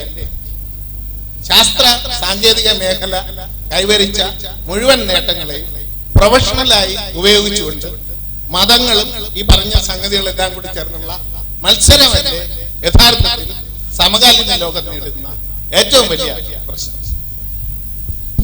സമകാലീന ലോകം നേരിടുന്ന ഏറ്റവും വലിയ പ്രശ്നം മതങ്ങളുടെ മത്സരമല്ലേ, പ്രശ്നമല്ലേ എന്നാണ്. വയലാറിന്റെ വരികൾ ഉദ്ധരിച്ചുകൊണ്ടാണ് എന്റെ സുഹൃത്ത് ചോദിച്ചിട്ടുള്ളത്. മനുഷ്യൻ മതങ്ങളെ സൃഷ്ടിച്ചു, മതങ്ങൾ ദൈവങ്ങളെ സൃഷ്ടിച്ചു എന്നുള്ളത്. ഇവിടെ സത്യത്തിൽ ദൈവങ്ങൾ സൃഷ്ടിക്കപ്പെട്ടത് ചിലപ്പോൾ മനുഷ്യരുടെയും മതങ്ങളുടെയും എല്ലാം പ്രവർത്തന ഫലമായിട്ടാകാം. പക്ഷേ വസ്തുത, നമ്മൾ ഈ സമകാലിക ലോകം എന്ന് പറയുമ്പോൾ സമകാലിക ലോകത്ത് ഒരുപാട് പ്രശ്നങ്ങളുണ്ട്. ആ പ്രശ്നങ്ങളിൽ മതവുമായി ബന്ധപ്പെട്ട പ്രശ്നങ്ങളുണ്ട്, അല്ലാത്ത പ്രശ്നങ്ങളുണ്ട്. നമ്മൾ മതം മാത്രമാണ് സമകാലിക ലോകത്തെ സകല പ്രശ്നങ്ങൾക്കുമുള്ള കാരണം എന്ന് നമ്മൾ വെറുതെ അങ്ങോട്ട് പറയണം. സത്യത്തിൽ മതമല്ല സമകാലിക ലോകത്തെ പ്രശ്നങ്ങൾക്ക് കാരണം. രാഷ്ട്രീയമാണ് സമകാലിക ലോകത്തെ പ്രശ്നങ്ങൾക്ക് കാരണം. ഇന്ന് ലോകത്ത് ഭീകരതയുണ്ട്. എന്താ കാരണം? എണ്ണ രാഷ്ട്രീയമാണെന്ന് ആർക്കാണ് അറിയാത്തത്?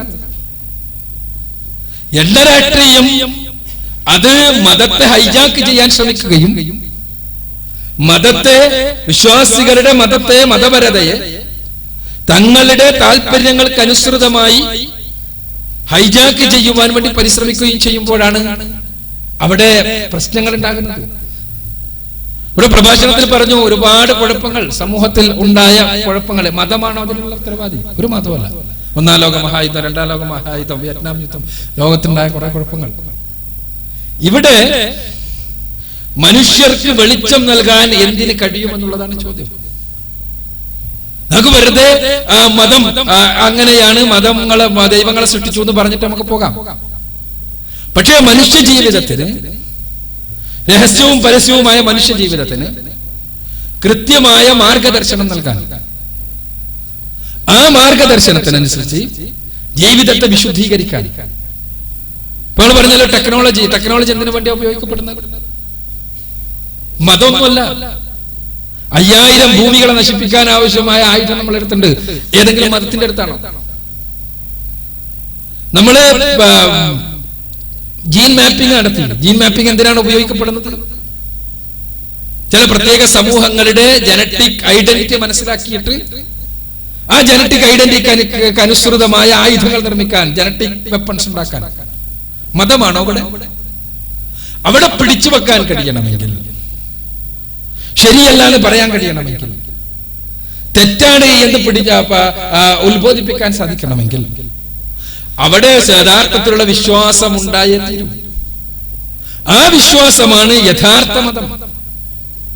നമുക്ക് മതം എന്ന് പറയുമ്പോ എല്ലാ ലോകത്ത് പലരും പലതും പറഞ്ഞു നടക്കുന്നുണ്ട് മതം എന്ന് പറഞ്ഞിട്ട് അതെല്ലാം കൂടി നമ്മൾ ഒറ്റ കെട്ടിൽ കെട്ടരുത്.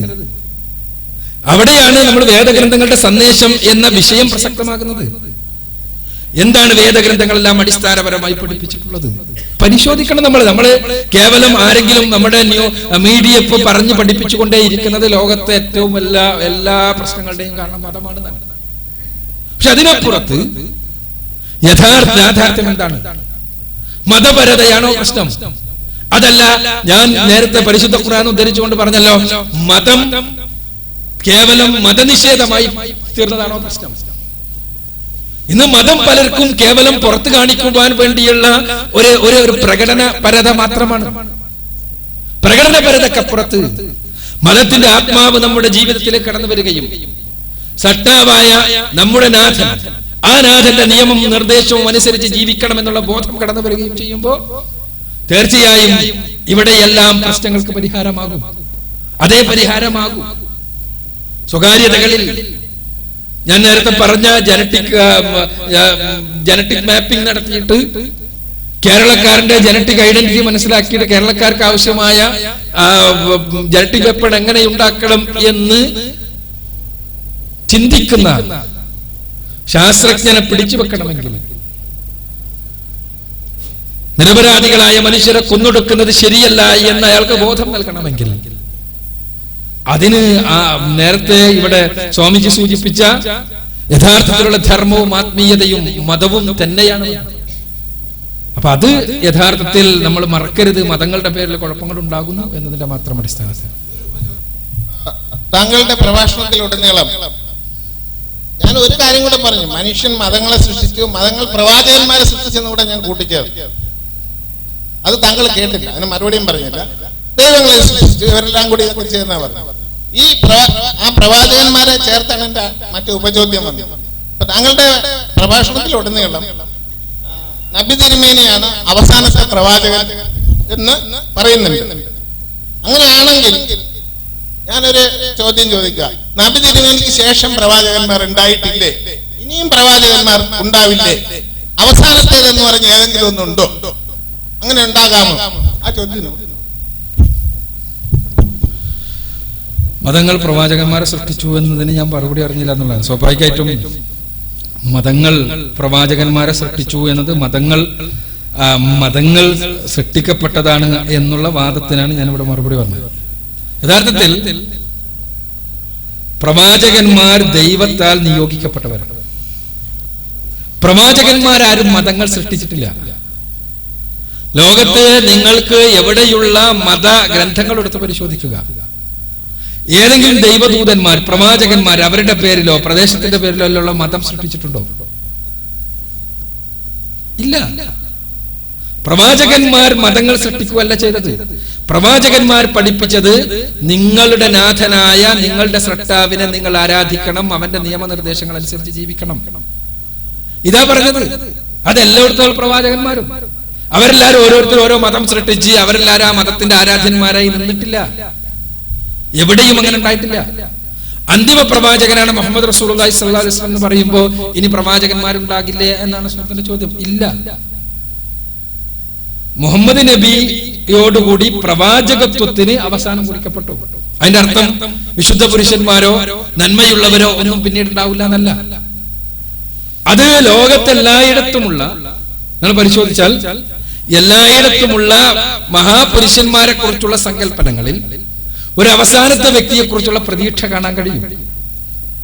ഇപ്പൊ വൈഷ്ണവ മതപ്രകാരം കൽക്കി അവതാരം അവസാനത്തെ ആളാണ്, കലിയുഗത്തിൽ വരാനുള്ള കൽക്കി അവതാരം. ഇങ്ങനെ ഒരു അവസാനത്തെ വ്യക്തി എന്നുള്ള ചിന്ത എല്ലായിടത്തും കാണാൻ കഴിയും. യേശു ക്രിസ്തു പറയുമ്പോൾ നമുക്ക് കാണാൻ കഴിയും യേശുവിന്റെ വചനങ്ങളിൽ, ഞാൻ പോയാൽ മറ്റൊരാൾ വരും, അയാൾ നിങ്ങളെ ലോകത്ത് സകല സത്യത്തിലും വഴി നടത്തും. പരിശുദ്ധ ഖുർആൻ പറയുന്നത് തീർച്ചയായും നമുക്ക് വിയോജിക്കാനുള്ള അവകാശമുണ്ട്. തീർച്ചയായും യോജിക്കുമ്പോഴാണല്ലോ നമ്മൾ വ്യത്യസ്ത വീക്ഷണങ്ങൾ ഉണ്ടാവുന്നത്. ഇപ്പൊ ഞാനിത് പറയുമ്പോഴേക്ക് അത് അതേപോലെ നിങ്ങൾ സ്വീകരിക്കും എന്നോ അതല്ലെങ്കിൽ നിങ്ങൾ ഈ പറയുന്നത് ഞാൻ സ്വീകരിക്കുമെന്നോ അർത്ഥമില്ല. നമ്മൾ തീർച്ചയായും ഞാനൊരു ഇസ്ലാമികമായ ഭൂമികയിൽ നിന്നുകൊണ്ട് വേദഗ്രന്ഥങ്ങളുടെ സന്ദേശം എന്നുള്ള വിഷയത്തിൽ ഉള്ള ചോദ്യങ്ങൾക്ക് ഉത്തരം പറയുന്നതാണ്. അപ്പൊ സ്വാഭാവികമായും എന്റെ വീക്ഷണങ്ങളും എന്റെ വിശ്വാസങ്ങളുടെയും സ്വാധീനം എന്റെ സംസാരങ്ങളിൽ ഉണ്ടാകും. അപ്പോ ഞാൻ പറഞ്ഞു വരുന്നത്, ഇസ്ലാമികമായി മുഹമ്മദ് നബി അന്തിമ പ്രവാചകനാണ്. എന്തുകൊണ്ട് അദ്ദേഹത്തിലൂടെ അവതരിപ്പിക്കപ്പെട്ട വേദഗ്രന്ഥമാണ് പരിശുദ്ധ ഖുർആൻ. ആ ഖുർആൻ നമ്മൾക്ക് പരിശോധിച്ചാൽ മനുഷ്യർക്ക് മാറ്റങ്ങളൊന്നുമില്ലാതെ, കൈകടത്തലുകളൊന്നുമില്ലാതെ, എടുത്തുമാറ്റമൊന്നുമില്ലാതെ, പ്രക്ഷിപ്തങ്ങളൊന്നുമില്ലാതെ സംരക്ഷിക്കപ്പെടുന്ന വേദഗ്രന്ഥമാണ് ഒന്നാമതായി. ദൈവികമെന്ന് സ്വയം പ്രഖ്യാപിക്കുന്ന ഗ്രന്ഥം നമുക്ക് പരിശോധിക്കാവുന്നതാണ്. ഇപ്പോ മുഹമ്മദ് നബി പ്രവാചകനാണ് എന്നതിനുള്ള തെളിവായി തന്നെ പരിശുദ്ധ ഖുർആൻ പറയുന്ന തെളിവ് പരിശുദ്ധ ഖുർആൻ തന്നെയാണ് അതിന് തെളിവ് എന്നാണ്. തീർച്ചയായും പരിശുദ്ധ ഖുർആൻ മുഹമ്മദ് നബി പ്രവാചകനാണ് എന്നതിന് ഖുർആൻ തെളിവാണെന്ന് പറയുമ്പോൾ അത് കണ്ണടച്ച് എല്ലാവരും അംഗീകരിക്കണം എന്നല്ല ഖുർആൻ പറയുന്നത്. മറിച്ച് 2 പോയിന്റുകൾ ഖുർആൻ പറയുന്നു. അഫലാ യതദബ്ബറൂനൽ ഖുർആന വലൗ കാന മിൻ ഇൻദി ഗൈരില്ലാഹി ലവജദൂ ഫീഹി ഇഖ്തിലാഫൻ കസീറ. അവർ ഖുർആനെ കുറിച്ച് ചിന്തിക്കുന്നില്ലേ, അതെങ്ങാനും സർവ്വലോക രക്ഷിതാവായ തമ്പുരാനിൽ നിന്നുള്ളതല്ലായിരുന്നുവെങ്കിൽ അവർക്കതിൽ ധാരാളം അബദ്ധങ്ങൾ, വൈരുദ്ധ്യങ്ങൾ കാണാൻ കഴിയുമായിരുന്നു. അവിടെ ഖുർആൻ തന്നെ ആവശ്യപ്പെടുകയാണ്, നമുക്ക് പരിശോധിക്കാം. ദൈവികം എന്ന് സ്വയം പ്രഖ്യാപിച്ചുകൊണ്ട് നിലനിൽക്കുന്ന ഒരു ഗ്രന്ഥം, അതിൽ 14 നൂറ്റാണ്ടുകൾക്ക് മുമ്പ് ഒരു നിരക്ഷരനായ മനുഷ്യന്റെ നാവിലൂടെ ലോകം ശ്രമിച്ച ഗ്രന്ഥം, അതിൽ അബദ്ധങ്ങൾ ഉണ്ടെങ്കിൽ, അതിൽ വൈരുദ്ധ്യങ്ങൾ ഉണ്ടെങ്കിൽ തീർച്ചയായും അത് ദൈവികമല്ല എന്ന് ഖുർആൻ തന്നെ അംഗീകരിക്കുന്നത് നമുക്ക് പരിശോധിക്കാവുന്നതാണ്. അതുപോലെ തന്നെ ഖുർആൻ പറയുന്നു, വൈൻ കുൻതും ഫീ റൈബിൻ മിമ്മാ നസ്സൽനാ അലാ അബ്ദിനാ ഫഅ്തു ബിസൂറത്തിൻ മിൻ മിസ്ലിഹി വദഉ ശുഹദാഅകും മിൻ ദൂനില്ലാഹി in കുൻതും സാദിഖീൻ.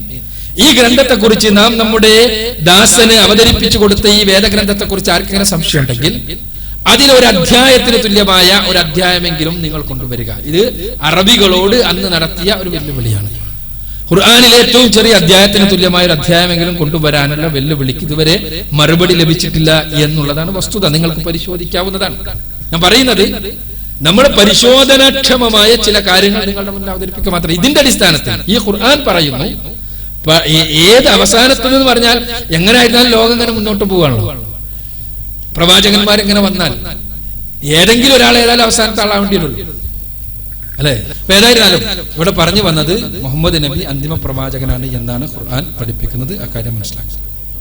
My name is Dr. C. Bhaskaran.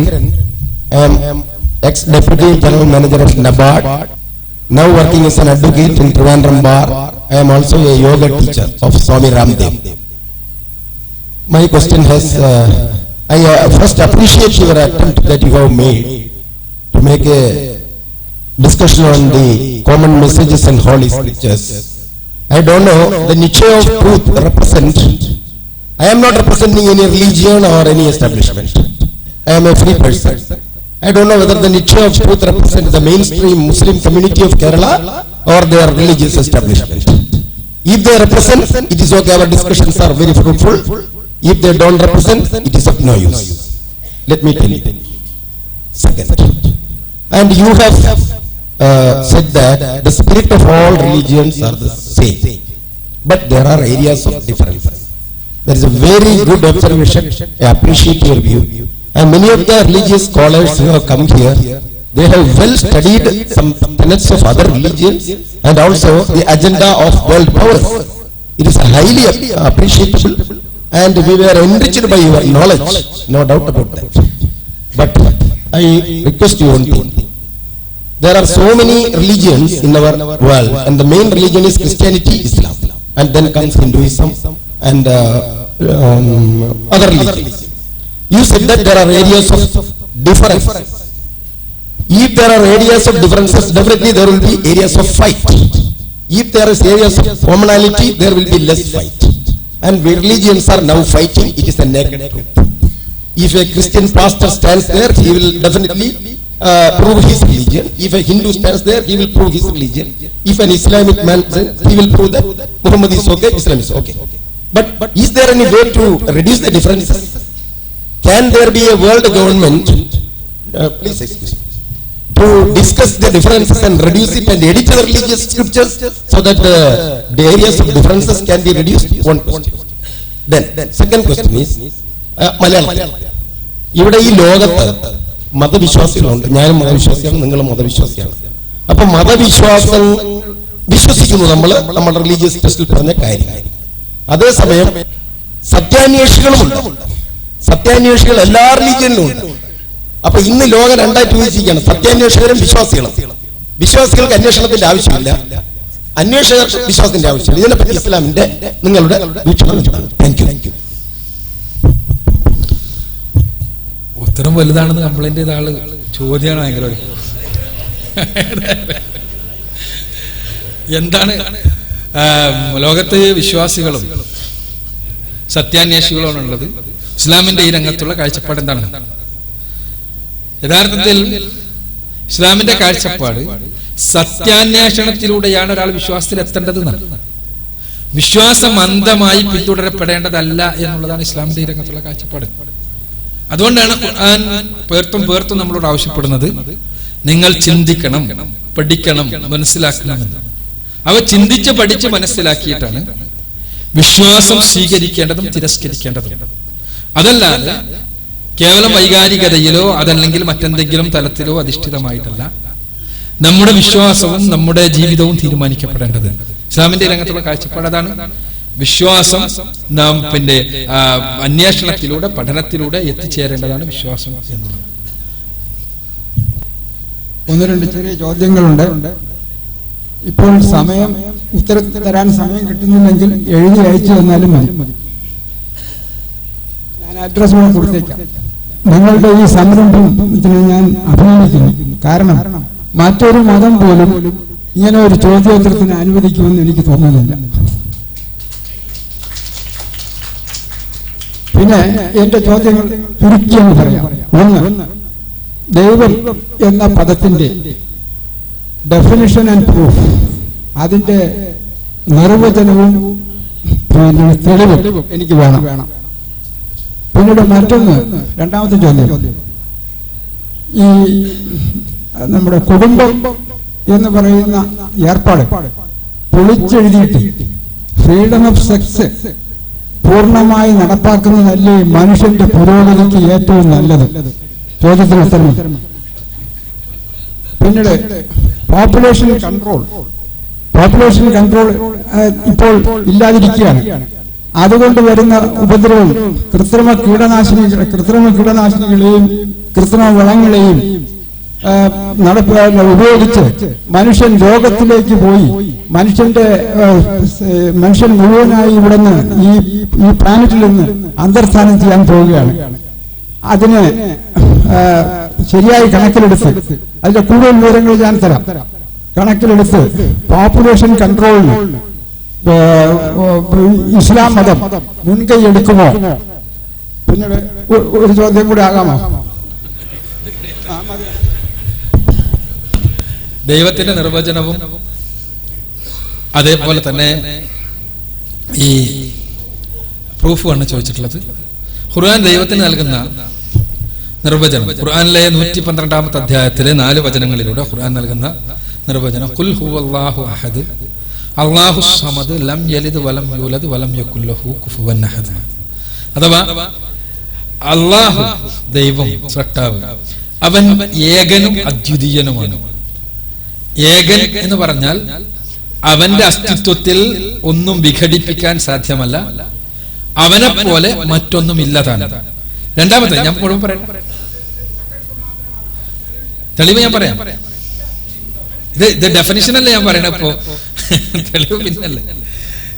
അപ്പൊ രണ്ടാമത്തേത് അല്ലാഹു സമദ്, എല്ലാ വസ്തുക്കളും എന്തിനെ ആശ്രയിച്ചാണോ നിലകൊള്ളുന്നത്, എന്നാൽ ഒന്നിന്റെയും ആശ്രയം ആവശ്യമില്ലാത്തത് ആരാണോ അവനാണ് അള്ളാഹു എന്നാണ് രണ്ടാമത്തേത്.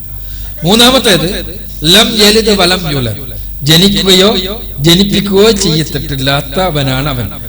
വലം യകുൽ ലഹു കുഫുവൻ അഹദ്, അവന് തത്തുല്യമായി അവന് സമാന്തരമായി യാതൊന്നുമില്ല. ചുരുക്കത്തിൽ ഞാൻ പറയട്ടെ സാർ, ഈ പ്രായത്തിൽ എത്ര ആവേശം കാണിച്ചാലും അപ്പൊ ചെറുപ്പത്തിൽ എത്ര ആവേശം ഉണ്ടാവില്ലേ? അപ്പോ പിന്നെ ഇതില് നിർവചനം ഏകനും അദ്വിതീയനും ആരുടെയും ആശ്രയം ആവശ്യമില്ലാത്തവനും എല്ലാറ്റിനും ആശ്രയമായി ഭവിക്കുന്നവനും ജനിക്കുകയോ ജനിപ്പിക്കുകയോ ചെയ്യാത്തവനും പ്രാപഞ്ചിക പ്രതിഭാസങ്ങളുമായി താരതമ്യത്തിന് സാധ്യമല്ലാത്തവനുമായവൻ ആരാണോ അവനാണ് അള്ളാഹു എന്നുള്ളതാണ് ഇസ്ലാമിന്റെ രംഗത്തുള്ള ഡെഫിനേഷൻ. ഇനി അതിനുള്ള തെളിവാണ് ഖുർആൻ ദൈവത്തിന് തെളിവന്വേഷിച്ച് പ്രകൃതി പ്രതിഭാസങ്ങളിലൂടെ കണ്ണോടിക്കണം എന്നാണ് ഖുർആനിന്റെ നിർദ്ദേശം. തെളിവ് എന്ന് പറഞ്ഞാൽ ലക്ഷക്കണക്കിന് തെളിവുണ്ടാവും. അപ്പോ ഞാനൊരു തെളിവ് പറയാൻ നിന്നാൽ വേക്കുന്ന ആരെങ്കിലും എണീറ്റ് നിന്നിട്ട് സമയം കൂടുന്നു ചിലപ്പോൾ പറയാം. അപ്പൊ അതുകൊണ്ട് വളരെ ചുരുക്കി ഒറ്റ സംഭവം ഞാൻ പറയാം. ഒറ്റ സംഗതി നിങ്ങൾ ആലോചിച്ച് നോക്കുക. തേനീച്ച എന്നൊരു ചെറിയ ജീവിയാണ്. തേനീച്ചയുടെ തലച്ചോറ് എന്ന് പറയാൻ പോലും പറ്റൂല, അത്രയും ചെറുതാണ് അതിന്റെ മസ്തിഷ്കം. തേനീച്ച അത് സാമൂഹ്യ ജീവിതം നയിക്കുന്നതാണ്. ഈ തേനീച്ച സാമൂഹ്യ ജീവിതം നയിക്കുന്ന തേനീച്ചക്കൂട്ടിലെ 3 വിഭാഗങ്ങളിൽ ഒരു വിഭാഗമായ മടിയന്മാർ, പെണ്ണുങ്ങൾ, ജോലിക്കാർ, സ്ത്രീകൾ. ആ ജോലിക്കാര് കൂട് നിർമ്മിക്കുന്നത് ഷഡ്ഭുജാകൃതിയിലാണ്.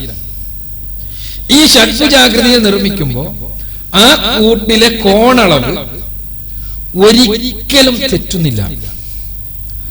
എന്റെ സാറോട് ഞാനിപ്പോ ഒരു ഷഡ്ഭുജം നിർമ്മിക്കാൻ പറഞ്ഞാൽ അദ്ദേഹം പറയും, അല്ലെങ്കിൽ കുട്ടികളോട് പറഞ്ഞാൽ കുട്ടികൾ പറയും, നമ്മളുടെ 8ാം ക്ലാസ്സിലും 9ാം ക്ലാസ്സിലും പഠിക്കുന്ന കുട്ടികളോട് പറഞ്ഞാൽ പറയും, സ്കെയില് വേണം, പ്രൊട്രാക്ടർ വേണം, കോണ് വേണം, കോമ്പസ് വേണം, എന്നിട്ട് അങ്ങോട്ട് വരച്ച് ഇങ്ങോട്ട് വരച്ചിട്ടുള്ള ഷഡ്ഭുജം നിർമ്മിക്കുക. അപ്പൊ തന്നെ കോൺ അളന്നു നോക്കിയാൽ പലതും തെറ്റുവരും.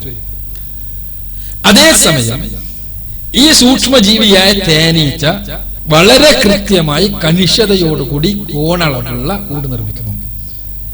ഈ കണിശത തേനീച്ച ഇവിടുന്ന് പഠിച്ചു. തേനീച്ച പഠിച്ചത് നമ്മൾ ഈ ഷഡ്ഭുജം വരക്കാൻ വേണ്ടി പഠിപ്പിക്കുന്നത് മാത്തമാറ്റിക്സിന്റെ ടീച്ചർ വന്നിട്ട് ക്ലാസ്സിൽ പഠിപ്പിക്കുന്നതാണ്. ഒരു തേനീച്ച ടീച്ചർ തേനീച്ച കുട്ടികൾക്ക് പഠിപ്പിച്ചു കൊടുക്കുന്നത് നമ്മൾ കാണുന്നില്ല, അനുഭവിക്കുന്നില്ല, മനസ്സിലാക്കുന്നില്ല. പിന്നെ എങ്ങനെയാണ് ശാസ്ത്രജ്ഞന്മാർ പറയും അവയുടെ ജനിതക കോഡുകൾ രേഖപ്പെടുത്തപ്പെട്ടിട്ടുണ്ട്. ഈ കാര്യം അത് തന്നെയാണ് പ്രശ്നം. ആരാണ് ഈ ജനിതക കോഡുകൾ രേഖപ്പെടുത്തിയത്? ആരാണ് ഇത്ര കൃത്യമായ സംഭവം? ഈ തേനീച്ച തന്നെ ആദ്യത്തെ തേനീച്ച പോകും, ഒരു ടീം തേനീച്ച പോകും കൂട് തേൻ കണ്ടുപിടിക്കാൻ. എന്നിട്ട് ആ ടീം വന്നതിന് ശേഷം ഒരു ഡാൻസ് ആണ്, അതിന് പറയാം വാഗിൾ ഡാൻസ്. വാഗിൾ ഡാൻസ് നടത്തിക്കഴിഞ്ഞാൽ ബാക്കിയുള്ള തേനീച്ചകൾക്ക് വിവരം കിട്ടി സൂര്യന്റെ ഏത് ദിശയിൽ എത്ര കിലോമീറ്റർ പോയാൽ എത്ര മീറ്റർ പോയാലാണ് തേനുള്ള സ്ഥലമുള്ളത്. കറക്റ്റ് ആയിട്ട് അവർ പോകുന്നു, അവിടെ തന്നെ എത്തുന്നു. എങ്ങനെയാണ് ഈ ഡാൻസിലൂടെ ആശയക്കൈമാറ്റം നടത്തുക എന്നുള്ള കാര്യം തേനീച്ചകൾക്ക് പിടുത്തം കിട്ടിയത്? ഇവിടെയല്ല, ഇതിന്റെ എല്ലാം പിന്നിലുള്ള സ്രഷ്ടാവായ തമ്പുരാനെ നമുക്ക് മനസ്സിലാക്കാൻ കഴിയും. ഇങ്ങനെ ഒന്നല്ല, ഒരുപാട് തെളിവുകൾ, ഇങ്ങനെ ഒരുപാട്. രണ്ടാമത്തെ പ്രശ്നം, കുടുംബം എല്ലാം നിർത്തിയിട്ട് സെക്സ് നമുക്ക് കോമൺ ആക്കി വ്യാപകവൽക്കരിച്ചാൽ ഈ പ്രശ്നങ്ങൾക്കെല്ലാം പരിഹാരമാവില്ല.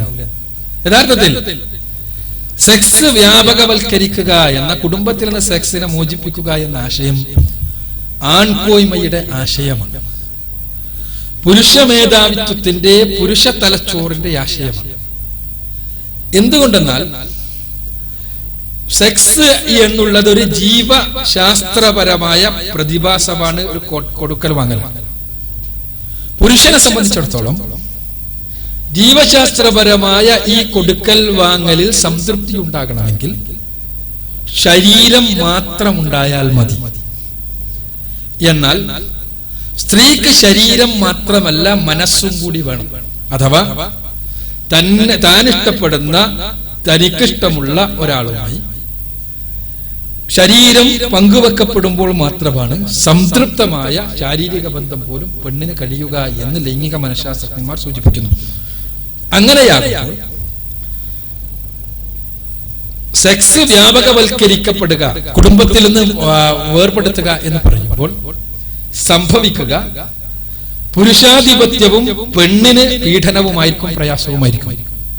മാത്രമല്ല യഥാർത്ഥത്തിൽ അധാർമികത വ്യാപകമാകും എന്ന കാര്യത്തിൽ സംശയമൊന്നുമില്ല.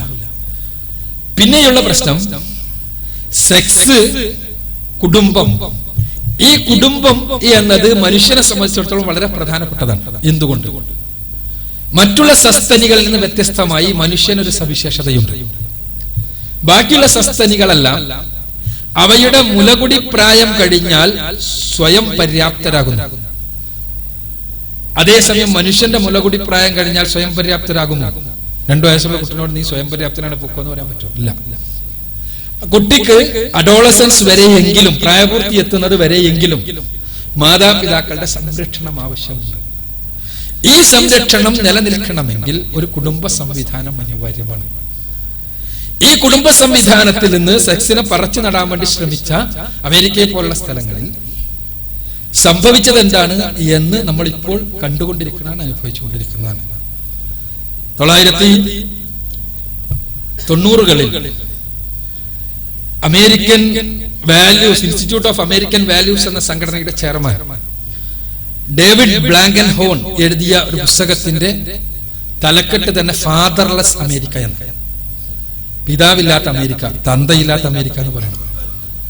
അതിൽ അദ്ദേഹം വിശദീകരിക്കുന്നത് ഓരോ വർഷവും അമേരിക്കയിൽ അന്നത്തെ കണക്കനുസരിച്ച് 25 ലക്ഷം കുട്ടികൾ പിതാവില്ലാതെ, പിതാവാരാണ് എന്നറിയാതെ ജനിച്ചുകൊണ്ടിരിക്കുന്നു. അപ്പോ അതിന്റെ ഫലം ഈ കുട്ടികളുടെ മാനസിക നിലവാരങ്ങളിലും സാമൂഹ്യ കൊള്ളക്കൊടുക്കുകളിലും കാണുന്നു. അതിന്റെ സ്വാഭാവികമായ അനുരണനമാണ് അമേരിക്കൻ സമൂഹത്തിലെ കുഴപ്പങ്ങളും പ്രശ്നങ്ങളും പുതിയ തലമുറയുടെ പ്രശ്നങ്ങളും എല്ലാം എന്ന് ഡേവിഡ് ബ്ലാങ്കൻ ഹോൺ എഴുതി വെക്കുന്നു. ഞാൻ പറയുന്നത് പരിശുദ്ധ ഖുർആൻ ഈ രംഗത്ത് വളരെ കൃത്യമായി ചില കാര്യങ്ങൾ പറഞ്ഞു തരുന്നുണ്ട്. ഖുർആൻ പറഞ്ഞു, വമിൻ ആയാതിഹി അൻ ഖലഖലകും മിൻ അൻഫുസികും വസുവാജൻ ലിതസ്കുനു ഇലൈഹാ വജഅല ബൈനകും മവദ്ദതൻ വറഹ്മ ഇന്ന ഫീ ദാലിക ലആയാതിൻ ലിഉലിൽ അൽബാബ്. തീർച്ചയായും ദൈവത്തിന്റെ, അല്ലാഹുവിന്റെ വലിയ ദൃഷ്ടാന്തങ്ങളിൽപ്പെട്ടതാണ് നിങ്ങളിൽ നിന്ന് തന്നെ നിങ്ങൾക്ക് ഇണയുണ്ടാവുകയും ആ ഇണയിലേക്ക് സമാധാനപൂർവ്വം ചാഞ്ഞു പോകുന്നതിന് നിങ്ങൾക്ക് സാധിക്കുകയും ചെയ്തു എന്നത്. നിങ്ങളുടെ മനസ്സിൽ സ്നേഹവും കാരുണ്യവും അവൻ ഇട്ടുതരികയും ചെയ്തു. ഇത് മനുഷ്യലോകത്ത് മാത്രമുള്ളതാണ്.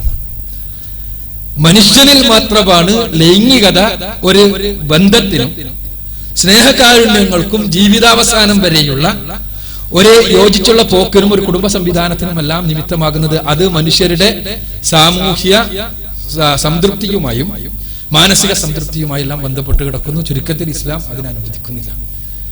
മൂന്നാമത്തെ പ്രശ്നം ജനസംഖ്യ പോപ്പുലേഷൻ എക്സ്പ്ലോഷൻ വലിയൊരു വിഷയമാണ്. ഞാൻ വിശദമായി സംസാരിക്കാൻ സമയം വളരെ വൈകിയിട്ടുണ്ട്. പോപ്പുലേഷൻ എക്സ്പ്ലോഷൻ സത്യത്തിൽ ഒരു പ്രശ്നമാണ്, പരിശോധിക്കേണ്ടത്. പോപ്പുലേഷൻ എക്സ്പ്ലോഷൻ ആണ് ലോകത്തെ ഏറ്റവും വലിയ പ്രശ്നമെന്ന് 3ാം ലോക രാജ്യങ്ങളെ പറഞ്ഞു പഠിപ്പിക്കാൻ വേണ്ടി സാമ്രാജ്യത്വം കുറെ നാളായി പരിശ്രമിച്ചുകൊണ്ടിരിക്കുകയാണ്. കാരണം 3ാം ലോക രാജ്യങ്ങളുടെ പ്രധാനപ്പെട്ട സമ്പത്ത് പോപ്പുലേഷൻ ആണെന്നുള്ളതുകൊണ്ട് തന്നെ എങ്ങനെയാണ് ചൈന മുന്നോട്ട് പോയത്? ആ ഉള്ള പോപ്പുലേഷനെ ഉള്ള പോപ്പുലേഷൻ കൺട്രോൾ ചെയ്തു സ്വാഭാവികമായും. പക്ഷേ ആളുകളുടെ എണ്ണം കൂടുതൽ എന്നുള്ള നിലക്ക് തന്നെ അവര് അതിനെ പ്ലാൻ ചെയ്യാൻ വേണ്ടി സന്നദ്ധമായി അവർ ഇൻഡസ്ട്രിയലൈസ് ചെയ്തു. അതേപോലെ എന്തുകൊണ്ട് ഭാരതത്തിൽ എന്തുകൊണ്ട് ഭാരതത്തിന് മുന്നോട്ടുള്ള പോക്ക് വരുന്നു?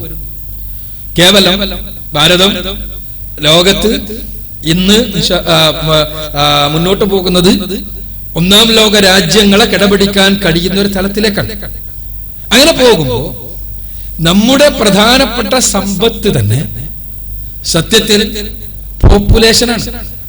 ആ പോപ്പുലേഷനെ പ്ലാൻ ചെയ്യുകയാണ് വേണ്ടത്.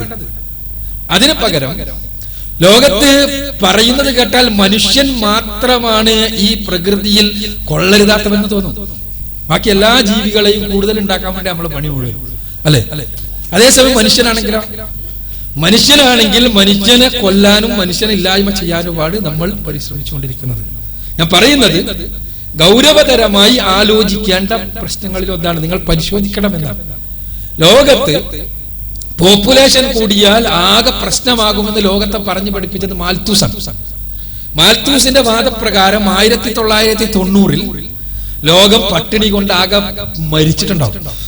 എന്നാൽ സംഭവം എന്താ? സത്യം എന്താണ്? ആളുകളുടെ എണ്ണം കൂടുന്നതിനനുസരിച്ച് പുതിയ ടെക്നോളജി വന്നു. ഈ ടെക്നോളജി വന്നപ്പോൾ കൂടുതൽ കാർഷിക വിപ്ലവം ഉണ്ടായി. കാർഷിക വിപ്ലവം ഉണ്ടായപ്പോൾ അതിനനുസരിച്ചുള്ള ഉത്പാദനം ഉണ്ടായി. ഈ ടെക്നോളജി ഉണ്ടാകണമെങ്കിൽ യഥാർത്ഥത്തിൽ ഒരു വ്യക്തിയിൽ നിന്നല്ല സയൻസ് ഉണ്ടാകുന്നത്.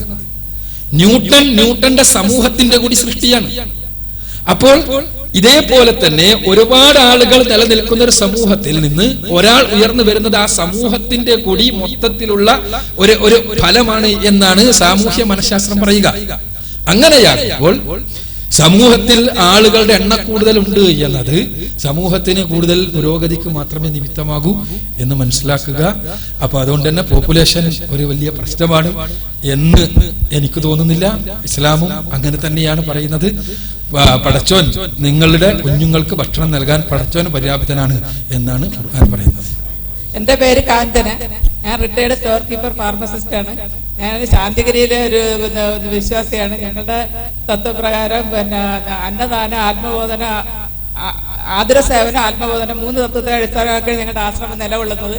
ഞങ്ങൾ ഖുറാനില് ഇതുവരെ വന്നിട്ടുള്ള എല്ലാ ആചാര്യന്മാരെയും മാനിക്കുന്നു. ദൈവത്തിൽ മാത്രം വിശ്വസിക്കുന്നു. ഏക ദൈവ ആരാധന ഈ കലിയിൽ എല്ലാവർക്കും ആവശ്യമാണ്. ഏക ദൈവത്തിൽ വിശ്വസിക്കുമ്പോൾ ഒരേപോലെ ആശയങ്ങളിൽ നമ്മൾ എത്തുന്നുണ്ട്. അപ്പൊ ഹോളി സ്പിരിറ്റിന്റെ അളവ് നമ്മളിൽ എല്ലാവരിലും ഒരേപോലെ ക്രമീകൃതമായിട്ട് എത്തണമെങ്കിൽ ഒരേ ഒരു ഇതിനെ ആരാധിച്ചെങ്കിലേ പറ്റുള്ളൂ. അപ്പൊ ഖുർആൻ ആ കാര്യത്തിൽ ഞങ്ങൾക്ക് മാർഗദർശനമാണ്. ഞങ്ങൾ അത് സ്വീകരിക്കുന്നത്.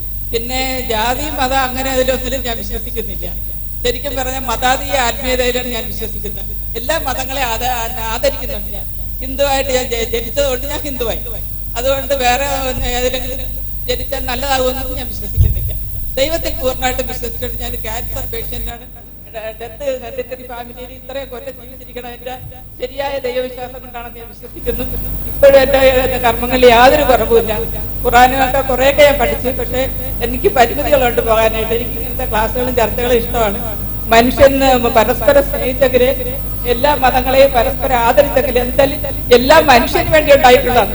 അല്ലാണ്ട് എല്ലാവരും ഒരേപോലെ സ്നേഹത്തിന്. ഇന്നത്തെ പ്രശ്നം വിഗ്രഹാരാധനയാണ്. എനിക്ക് പറയാനുള്ള ഇതാണ്. ബൈബിളിലെ ഒരു വചനം ഞാൻ വായിച്ചിരിക്കുന്നത്. ദ്രവ്യാസക്തി തന്നെ വിഗ്രഹാരാധനയാണ് എല്ലാ തിന്മകളുടെയും അടിസ്ഥാനം. അപ്പൊ വിഗ്രഹാരാധനയെന്ന് അതിൽ പറഞ്ഞു വെച്ചിട്ടുണ്ട്. അപ്പൊ ഇതിൽ മതം ഇതിനുണ്ടോന്ന് ഞാൻ വിചാരിക്കും. എല്ലാവർക്കും ദ്രവ്യാസക്തി. അവിടെ പറഞ്ഞത് ഒരുപാട് കാര്യങ്ങൾ പറഞ്ഞു. തീർച്ചയായും നമ്മൾ രക്ഷയുടെ മാർഗമായി കാണുന്ന പാത അത് പഠനവിധേയമാക്കണം എന്നാണ് എന്റെ സഹോദരിയോട് എനിക്ക് പറയാനുള്ളത്. എന്നുവെച്ചാൽ നമ്മൾ പഠിച്ചു വന്നത് ശരിയാകാം, തെറ്റാകാം.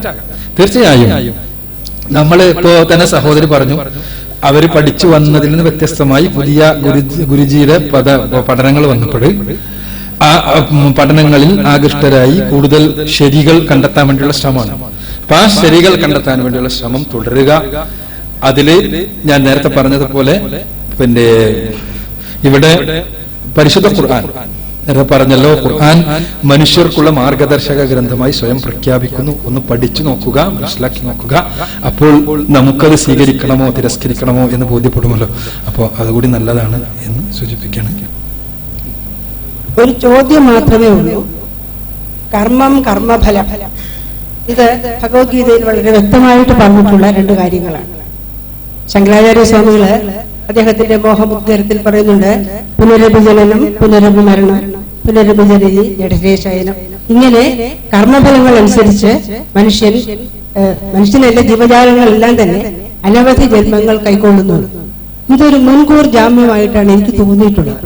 കാരണം തെറ്റുകളിലേക്കും തിന്മകളിലേക്കും അധാർമികതകളിലേക്കും തിരിയാതിരിക്കാനുള്ള ഒരു താക്കീതായിട്ടാണ് ഈ കർമ്മത്തെക്കുറിച്ചും കർമ്മഫലത്തെക്കുറിച്ചും പറഞ്ഞിരിക്കുന്നതെന്നാണ് തോന്നുന്നത്. ഇത് കുറെയൊക്കെ സ്വീകാര്യമാണെങ്കിൽ നമുക്ക് അക്രമത്തിലേക്കും അതുപോലെ ഹിംസയിലേക്കും തിരിയാതിരിക്കാൻ സാധിക്കില്ലേ? ഇതിനെക്കുറിച്ച് എന്ത് പറയാൻ?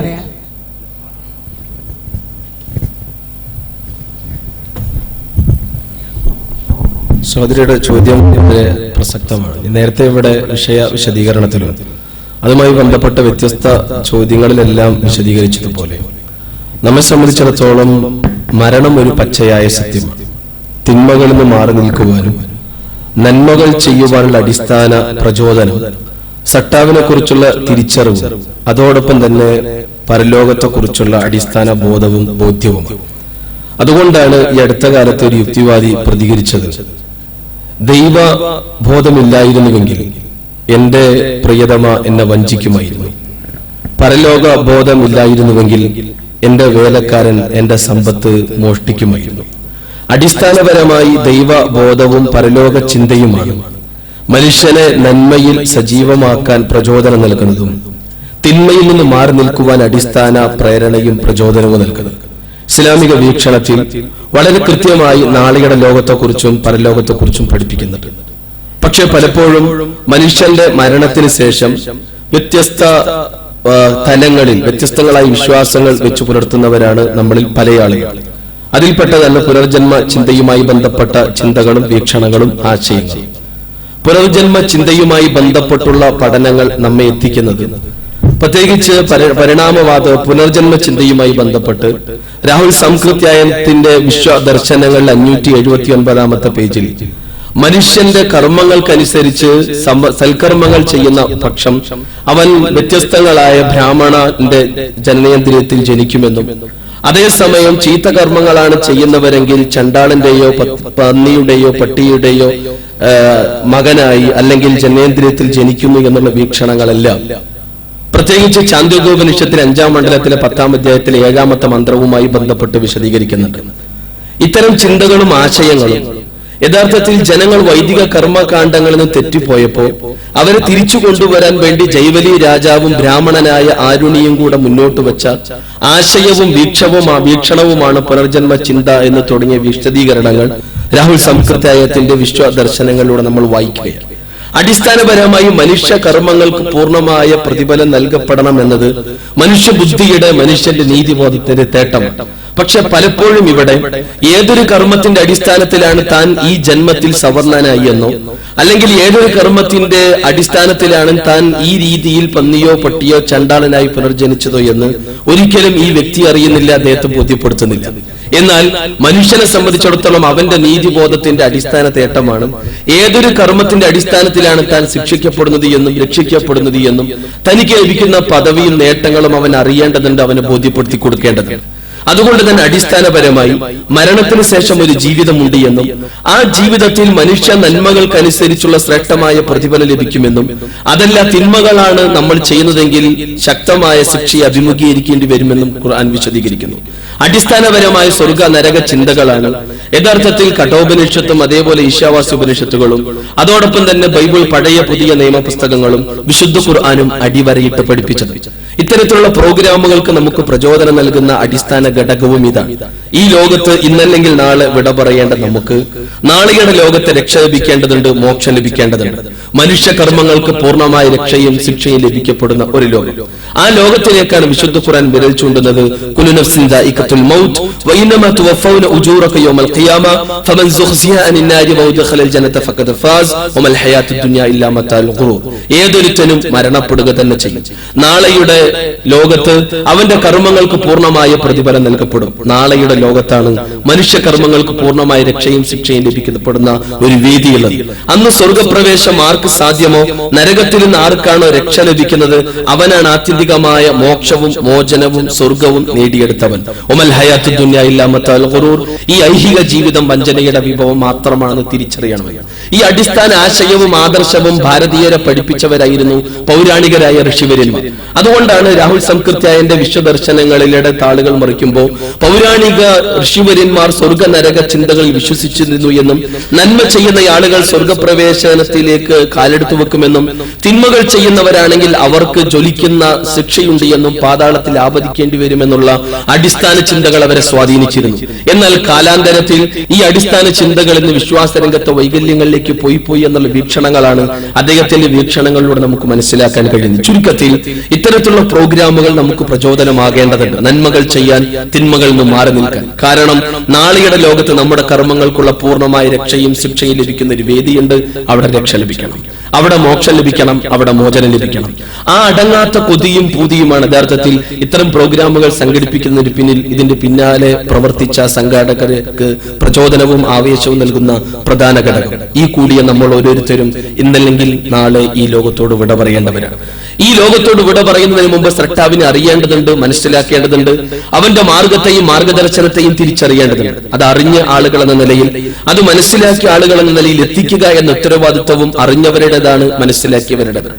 ആ ബാധ്യത നിർവഹണവുമാണ് യഥാർത്ഥത്തിൽ ഇവിടെ സമർപ്പിക്കപ്പെടുന്നത്. അതുകൊണ്ട് നമുക്ക് ലഭിച്ച ബുദ്ധിയും അറിവും കഴിവും എല്ലാം തന്നെ സൃഷ്ടിപരമായി ഉപയോഗപ്പെടുത്തുകയും സട്ടാവിനെ അറിയാൻ, അവന്റെ ശരിയായ മാർഗത്തെയും മാർഗദർശനത്തെയും അറിയാൻ, അതിനനുസരിച്ച് ജീവിതത്തെ ചിട്ടപ്പെടുത്തുവാൻ, അതുവഴി നാളെയുടെ ലോകത്ത് മോക്ഷവും സ്വർഗവും നേടിയെടുക്കാൻ ഇത്തരത്തിലുള്ള ചർച്ചകളും ഇത്തരത്തിലുള്ള സ്നേഹ സംഗമങ്ങളും നമുക്ക് പ്രചോദനമാകട്ടെ, ഉപകരിക്കട്ടെ എന്ന് ആത്മാർത്ഥമായി പ്രാർത്ഥിക്കുകയും അതിനുവേണ്ടി ഈ രംഗത്ത് പ്രവർത്തിക്കുന്ന ഒരു കൂട്ടായ്മയാണ് യഥാർത്ഥത്തിൽ നിച്ച് ഓഫ് ട്രൂത്ത്. ഇസ്ലാമിനെ പരിചയപ്പെടുത്തുകയും ഇസ്ലാമുമായി ബന്ധപ്പെട്ട തെറ്റിദ്ധാരണകൾക്ക് പ്രമാണങ്ങളുടെ വെളിച്ചത്തിൽ വിശദീകരണം നൽകുകയും സ്വാഭാവികമായും ഇസ്ലാമിനെതിരെയുള്ള വിമർശനങ്ങൾക്ക് പ്രമാണങ്ങളുടെ വെളിച്ചത്തിൽ വിശദീകരണം നൽകിക്കൊണ്ടിരിക്കുകയും ചെയ്യുന്ന ഒരു കൂട്ടായ്മയാണ് നിച്ച് ഓഫ് ട്രൂത്ത്.